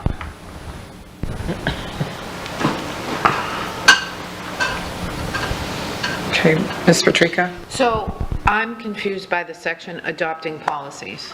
I continue to be confused by paragraph B, and if I'm confused, I can't support the policy. So the reason why I asked Attorney Dupree Bruno what our process was for adopting policies is because that's not reflected in this document. Nowhere in here does it tell us what you just said, which is we have a briefing and then 14. The 28 days is listed in D, but 21 days is referenced in other paragraphs. So I don't know what B references. I don't know what it refers to. I've never had that experience on the board. I don't know how it differs from a board taking action. In paragraph D, I'm confused. Okay, so we're on page 1 The bottom of, and 2. we're at the bottom of page 1 and the Adopting top of page policies. 2. Yes. Maybe we could do something, because the first part is the adopting policies, maybe removing the hearings and putting that as a separate section under challenge. yes. And would that also the rulemaking record? Because the rulemaking record references 21 days, and this is the first time I've ever seen 21 days with regard to rulemaking. I've always known it to be 28 days. So therein lies my confusion. I'm not, and if I don't understand it, the public's not going to understand it. To Ms. Gitten's point, I get that they can read the statute, but at the same time, I don't understand it. So should I read the statute? Just to be clear, let me just tell you what specifically the statute says, so we're all on the same page. I Please. think if we move that, that will alleviate the concern that you have, Ms. Patrica. The statute basically says in subsection C under hearings, if the intended action concerns any rule other than one relating exclusively to procedure or practice, the agency shall, on the request of any affected person received within 21 days after the date of publication of the notice of intended agency action, give affected persons an opportunity to present evidence and argument on all issues under consideration. And so how does that differ from what we already do with 2 public readings? So this is different. This is almost like a different process. If the person has an issue with a particular policy that it affects them, they have 21 days to advise the board that this particular policy affects me in this way, and then the board has a hearing where this person can come in and say, this is how this policy is affecting me, versus the first and second reading, which is really to give the public the opportunity to have notice, know what's in the policy, and come in and just speak upon the policy. Ms. Fisher? Well, and then at the time we have the public hearing, that's when they would issue their challenge or to say that they have a problem with it. And that's, And in my experience, that has never happened, but For clarity, this is a formal hearing where someone would actually present evidence and show how the rule, a specific rule or policy that you're adopting, not the entire collection. I'm coming forth with a complaint, if you will. So it's like due process thing? Kind of, yeah. Exactly. So this is the formal hearing about one issue where one person or their attorney or whomever presents evidence about why they're making a formal challenge about one specific document. So I think that if we just take it out and make it separate, and then if I can read it again after you've done that, maybe it'll make sense, because I'm still not clear. One is just making a general public statement on the policy. This is the formal, because there's two things there's processes in the statute. So one is basically saying, you have your first reading, you can come in, take a look, tell me what you think about the policy. You have your second reading, come in, tell me what you think about the policy. But as Amanda was saying, this one is when somebody feels like the policy is actually aggrieving them. They come in front of the board and say, here's the evidence that I have to explain how this policy is actually impacting me. Not just my personal opinion on whether or not you should adopt it, but this is how it's actually impacting me personally, and I have to prove that to you. Can I speak to that Yeah, for I'm a going second? to ask Ms. Gittens if you'll let me Okay. have Ms. Fisher, and then I'm going to come back to you, okay? Okay, 'Cause Ms. Fisher's so been- my point in reading this, you've got a section on adopting policy, and you've got a section on challenging policy. I think we need to take those two and differentiate. The first one, adopting, would say, we do this reading, we do this, we do this. And then refer to if there is a challenge, then that's the section you read. And I think that's where the confusion, because you've got part of the challenge in the adopting. So separating the two. And that's what you both are saying the same. But I think part of that is because it tracks the statute in that way. This is part of the adoption process, is allowing for those formal hearings. Well, then don't separate adopting and challenging, just put it all in one. Okay, It follows the can we statute. make sure that we're called upon, please? Sorry, No, Chair. go ahead, Mr. Bruno, and then Ms. Fisher, I please. think that's what we were saying earlier. It tracks the statute, but for clarity's sake, we can fix that language a little bit just to make sure that it's clear for the public to understand.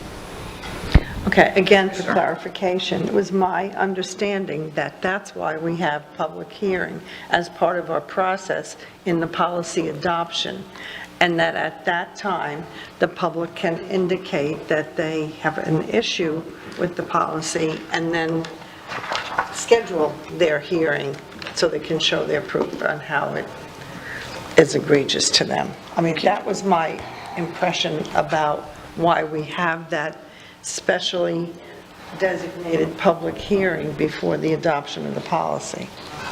My understanding as well. If I'm not mistaken. Ms. Patrica? So is a hearing like when we sit in like a quasi judicial role, and it's a separate hearing, and there's no 3-minute time limitation and all of that? Correct. Okay, that's, again, I'm reading, literally, in this instance, I'm reading this as someone who knows nothing about it, because we've never had one of those when I was on the board. So therein lies the confusion. But then again, when we're speaking on all these, this is pertaining to what the law and the statutes, correct? Okay, thank you. So can we move on to the next? Ms. Morgan, please. Yeah, I just have a very simple question. Thank you. Under notices, B, advance notice to organizations representing persons. What does that mean? And that's on page 2. Yeah. It's under notices, B.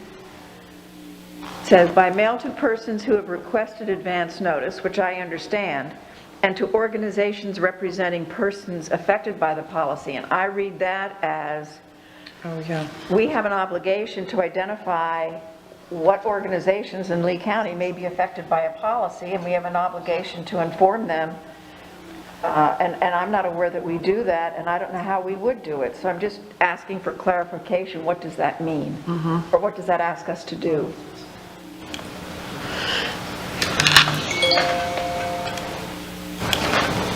Mr. Bruno, do you know what that is? That is also taken from the statute, and it's exactly what Ms. Morgan has stated, that by mailing to persons or to organizations, this is something that I discussed with one of our staff members just the other day.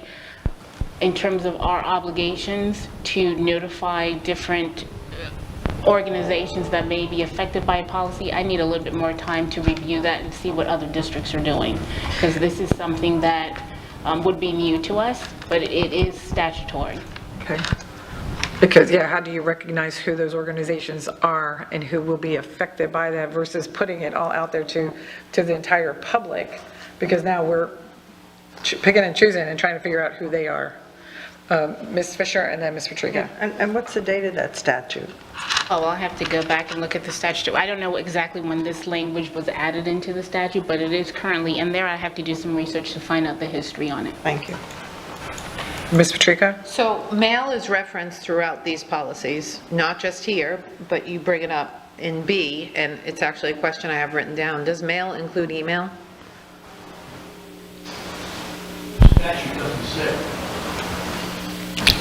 There may not have been email when this was written, just saying. So from a reasonable legal perspective, can we say that our intention in passing this policy is mail includes email? I think we'll have to be very careful with that definition, because there's some times where, from a legal standpoint, it must be mail, and there's sometimes that emails may satisfy, so we'll have to look into that. So you'll check on that and then bring that back to us regarding that specific B. Unless, ladies, do you have, Tom or Mr. Young? Yes. Is there, do they have any reference to this? The reference, To what they were just speaking about? I'm going to guess it's in Florida Statute 510211. Okay. So so with the question that Ms. Morgan has brought up to us, Mr. Preburner, you're going to check that out and let us know what mail means, an organization, and follow back up with us on that at the next one? Yes. Okay, thank you. Okay, thank you, Ms. Morgan. Anyone else next? Go ahead. So I would be jumping to 0131.2. If there's no questions before that. And that's technical corrections? Waiver. I'm sorry, which one? Variances. That one more time, 0131? Zero, oh, okay, sorry. 0131.2. Variance and waivers. But what was the number? Variance and waivers is 131.2. Okay. So my first question is a general one on the policy, and is it, 17. can the board waive its own policy? I don't have pages. For example, we've had an instance, and the reason why I asked the question is because we've done it. You know, we had an instance where a board member suggested waiving the 1 hour limit for public comment, but that's not provided for in this policy as written. So as I read this policy, it doesn't appear that the board can waive its own policy by a supermajority, which is, I believe, what we do now, yes? Should that be added, or is that not a practice we want to allow in our policies?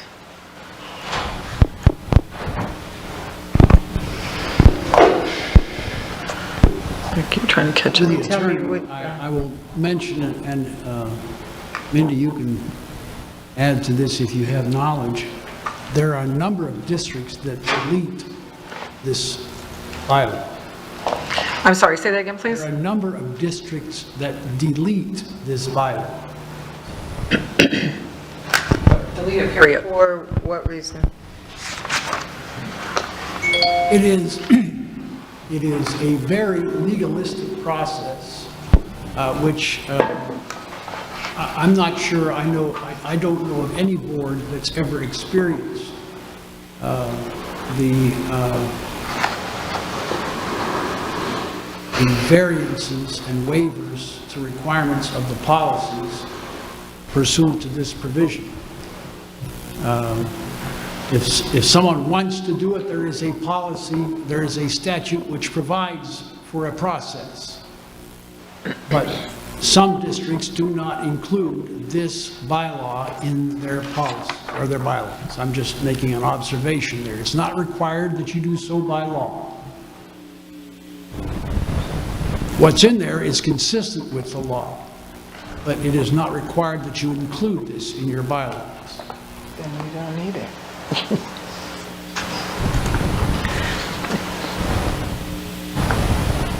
Mr. Bruno, do you have any recommendations on this one? That what I would like to do is work with Neola to compare our current board policy 1.10, which is the policy that would affect, that actually discusses, not really our variances, but when the board can move forward and waive or suspend a policy, and review this, this proposed policy a little bit more carefully. Okay. Is everyone okay with Mr. Bruno doing that and coming back? I'm okay, and if you could just discuss paragraph 3 specifically for clarification, I don't really know what it means. We don't have to go through it now, just, I don't understand what it means. Mindy, could you highlight that one, paragraph 3, please?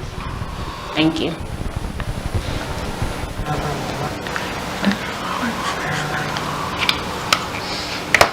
You're talking about the individual public employee or group Yeah, I of just- employees is not a person subject to My regulation. specific question is, why no employees or student groups thereof? I don't really, in the moment, that question made sense to me, and maybe it makes sense to you when you read it, when you review it with Neola. Why no student groups? Why no employees or students or groups thereof, meaning groups of students?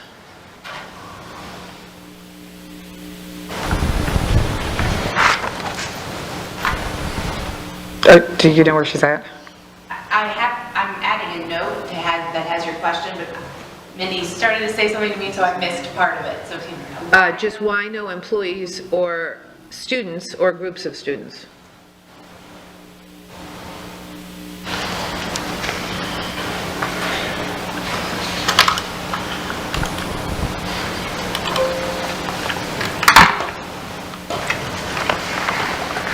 Thank you.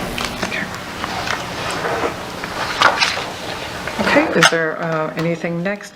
And I'm going to, at 11:30, I'm going to ask for, do a 5-minute break, so, because I know we have much to go over, so at 11:30, if you'll take a break, so everybody can just take a 5-minute break at 11:30. Next question. I would be ready to move on to 0132.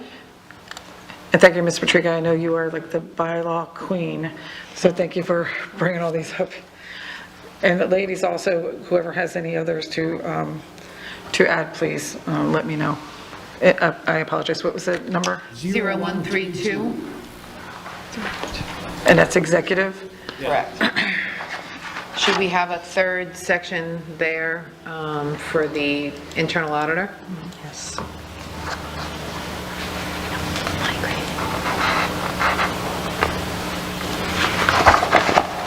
So we would I would say yes. We would include appointment of superintendent, legal counsel, and appointment of the Yes. board auditor. Ms. Fisher, you said yes? Yes. Ms. Giovanelli? Ms. Vaughn? It's fine. Yes. Ms. Morgan? Yes, but I have another question. And go ahead. Ms. Morgan, regarding this? Not about adding this, it's a question about the policy. Okay, so we'll come back, but audit, you would be okay with audit? And Ms. Gittens? Yes. Okay, and then I would be, so yes, adding the audit part of that. And then Ms. Morgan, you have a question, so will you please? Yeah, so my question is, regulations, procedures, and rules are used interchangeably throughout these documents. And I don't, for example, let's see, the superintendent shall cause to be distributed in print or electronic format, and regulations and copies of amendments thereto, in that paragraph. And then 2 paragraphs later, the superintendent may suspend these policies and/or procedures. So, you know,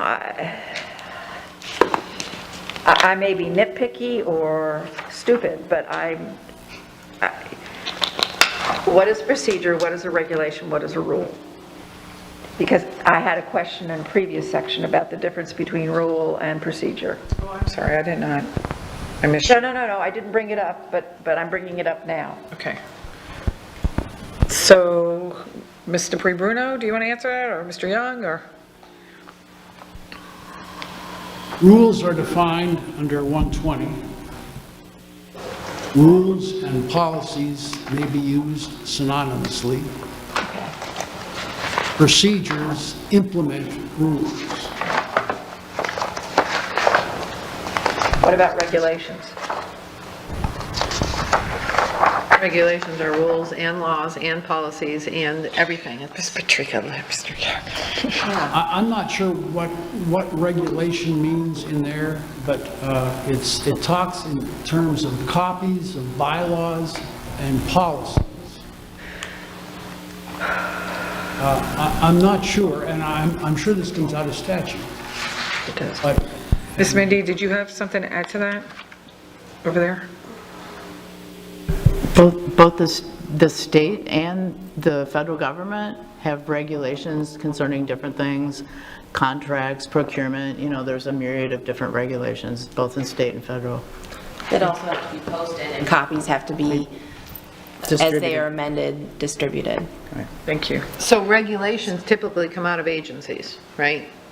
So why are we referring to board regulations?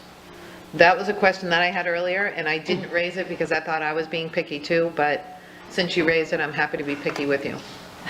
Okay, can you say that again? Regulations typically come out of agencies. Okay.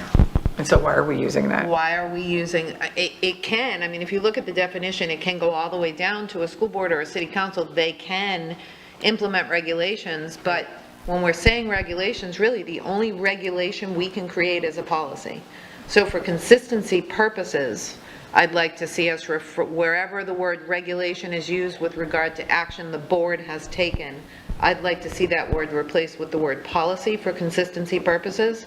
And then, of course, regulations will be referenced with regard to the Florida Education Code, any regulations that we are subjected to by any agency of the federal or the state government. I think regulation should be used with reference to that.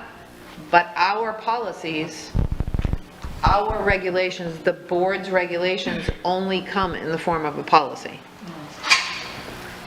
well, they would also come in the form of procedures, I would think.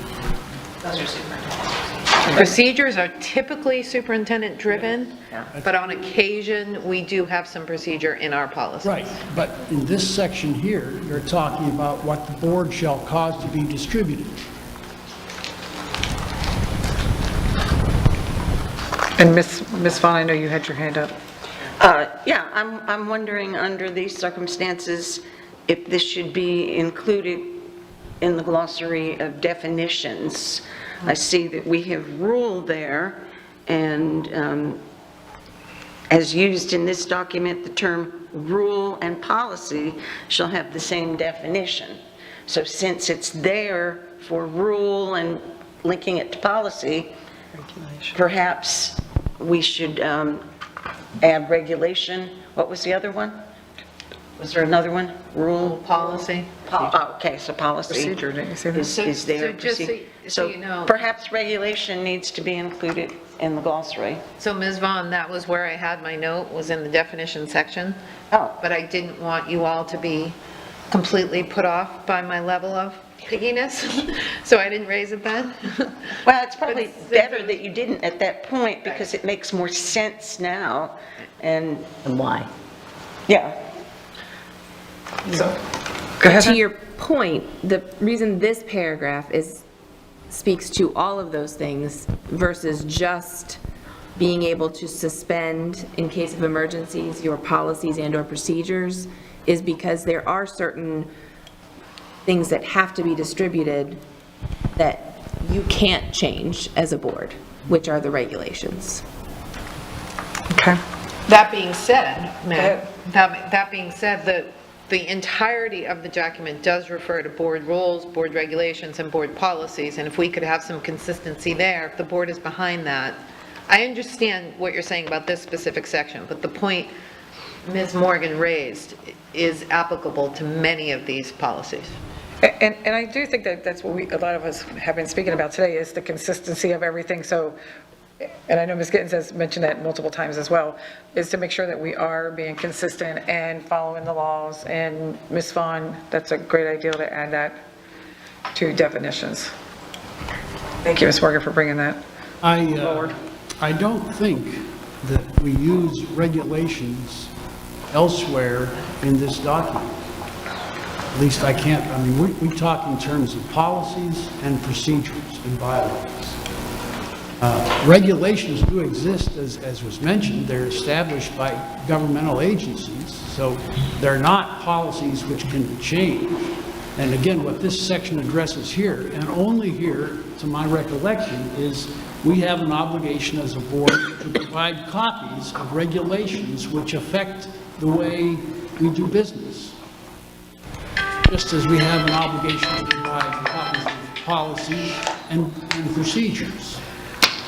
So I'm not sure, I suppose we can put in the definition section regulations, but regulations are very different from policies and procedures. But we will work for the consistency as we work through these documents. Thank you. I think that's really important. Well, I believe we all feel that that's important. Speaking for one person. And we've added the appointment of the internal auditor. Yes. As was requested. Yes, please. Thank you. And Ms. Patrica? So the paragraph, I don't even know, we're still on page 1 of We're still in 132. policy 0132. I want to say 1, 2, the third full paragraph from the bottom, beginning, the superintendent has delegated the authority to take necessary action in circumstances not provided for in board policy, provided that such action shall be reported to the board at the next meeting following such action. I don't know, I couldn't come up with a scenario in my head where that would be applicable. Is this like the board's version of the 10th Amendment? You know, if it's not in here, then he or she can do what they deem necessary in the moment, and isn't that covered by emergency action, where the superintendent can suspend policies? So is that paragraph necessary, is the question I'd like to ask the board. And I'm going to ask Mr. Pre-Bruno, because I know that, I believe this has happened where the superintendent has had to take action and then inform us of those actions. So that's what we are referring to here, correct? All of those actions, based on my recollection, were something dealing with an emergency. Yes. That dealt with safety, health, et cetera. Correct. So I'm not sure, I have to look at the statute to see if there's, I don't know, Neola, if there's a statutory requirement that discusses this particular paragraph. I'd have to look into that. Okay, so, Well, just an observation. I'm guessing that, and we'll look at it to see, but I'm guessing that what's being thought of here is, or what's being referenced here is something occurs which is not addressed in policy or procedure and is not an emergency. Like what? I don't know. okay, so like, Emergency is defined specifically in statute, what is considered emergency for the superintendent to take action. Right. That is Now, defined. St. James over here has suggested, what if it is a Saturday and the pipes burst in one of your elementary schools? You're going to want the superintendent, who's delegated to the principal, the authority to get a plumber in there and maybe take some fiscal responsibilities to get that fixed so that on Monday you can open the school again. But he already has that authority. He doesn't need this, he It's emergency. doesn't need this sentence for that authority. And so I'm uncomfortable including it, not having a realistic example of Right. what this means. And I hate to say it out loud in public, we are facing a referendum. And do we want to be giving sort of to me, this is carte blanche. exactly. And I'm not about carte blanche. So is the board comfortable with removing that sentence? Yes. I see a hand. Oh, I'm sorry, Ms. Vaughn.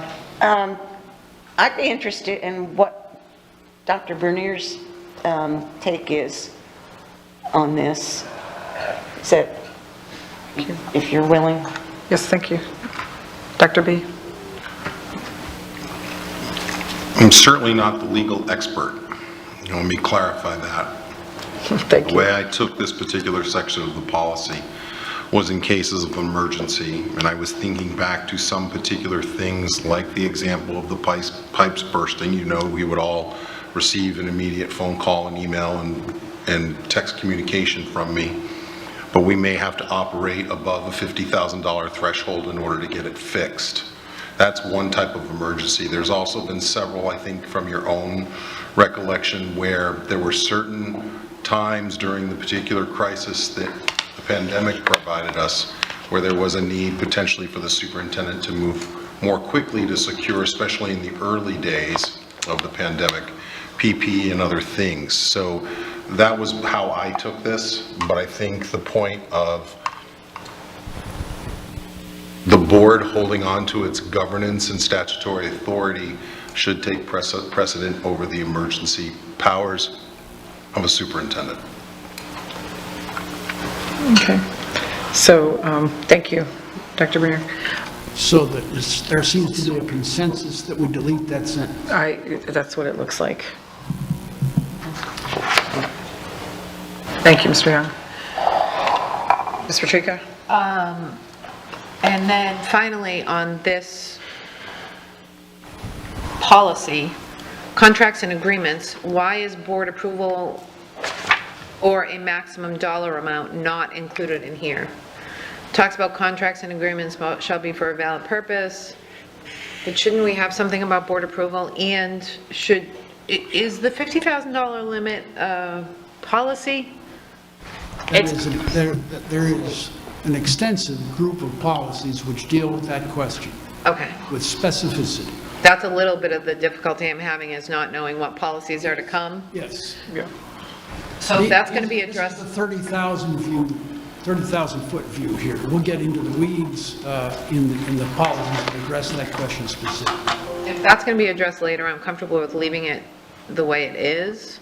But board approval for contracts is necessary, and that's not in there. So if you're telling me it'll be addressed later, I'm happy with that. In the finance section, you will Okay. see, In the 6,000 series. Okay, so in the finance. Okay. Next number. Next number, finance section. Thank you. Next number. Do you have, go ahead. 0133. My only question here is, what about student expulsions? Should those be included in here? Judicial.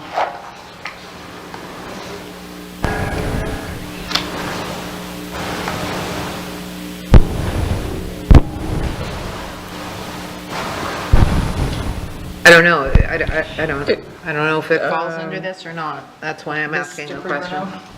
I think it's fine to add expulsions in there. There are other policies that will address expulsions, but since this includes termination and suspensions, promotions, et cetera. And there's other things that will fall under this as well, so. Ladies, what do you think on this one, please? On 133. I think, is it 11:30 yet? Not yet, but can we, can we agree upon that one?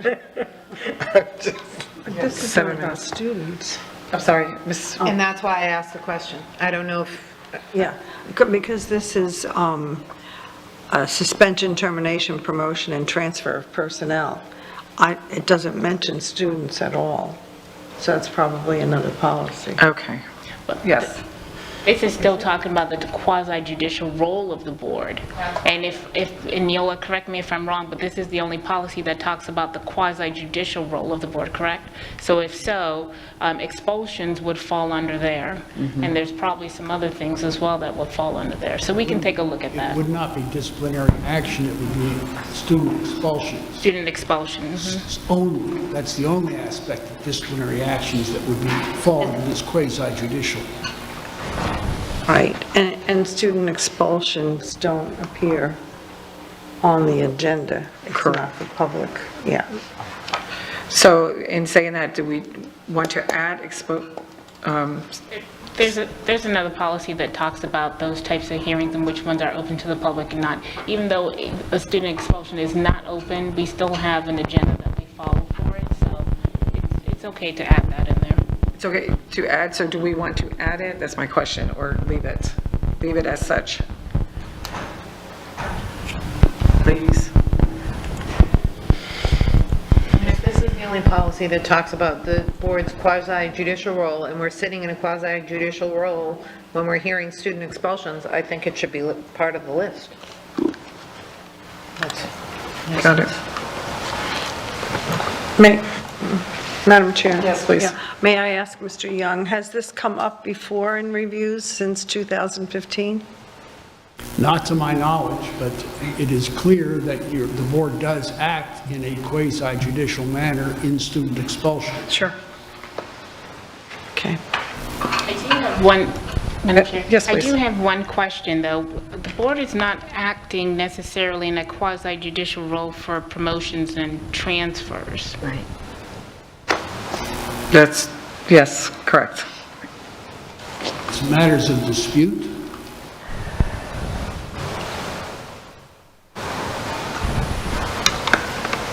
If I need to dispute the fact that I did not get a promotion or I was transferred, would that not come before the board in that capacity?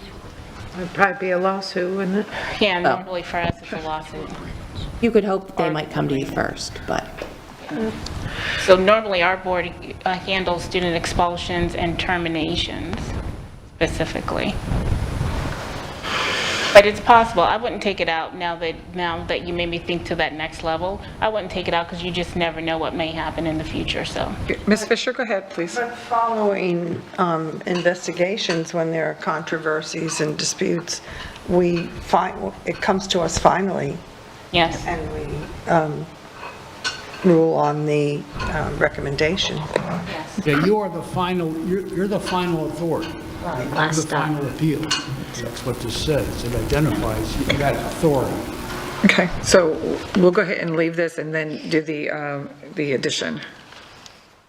We added that, yes. Oh, okay, thank you. Expulsion. Okay. You have another number?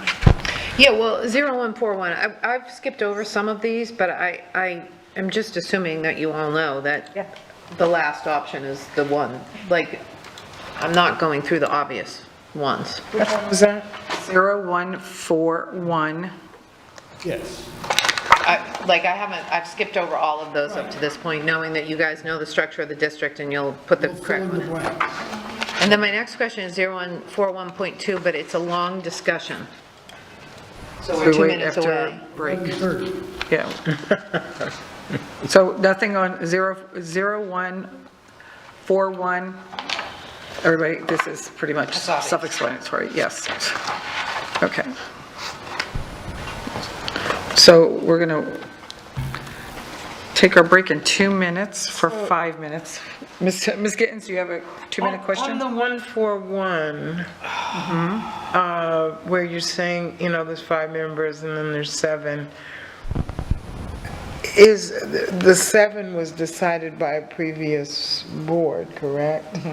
You need a referendum. It's a referendum. Okay, all right, so that's why that's, all right. Yep. Is that referred to in here in any way? I go back to, we're all not here anymore and, there's new people, do they know that they can referendum one way or the other? Because otherwise it looks like it's a policy unless it's delineated. This is Well, every policy can be changed. Right. okay. Yeah. You just fill in, just put the X in front of the 7 members, and I think that policy is done. Okay, well, I'm going to go ahead and, we're going to go ahead and break for 5 minutes, and then we'll return to this great conversation. And may I ask the chair, Yes, please? the length of time of this meeting will conclude when? That question, because Yes. I have a rule that I never miss lunch. So I just want to know when my lunch is. Okay, well, so you can eat, what time is your lunch? Well, whenever you say. Okay. Actually, it looks like this meeting is scheduled until, looks like 2? 1 o'clock. Oh, I'm sorry, 1 o'clock. I had you here to 2 o'clock, so I'm here with you all day. Survive until 1 o'clock. You won't survive until 1 o'clock? I can You can survive. survive? 2 Okay. o'clock would be a question. Okay, so 1 o'clock.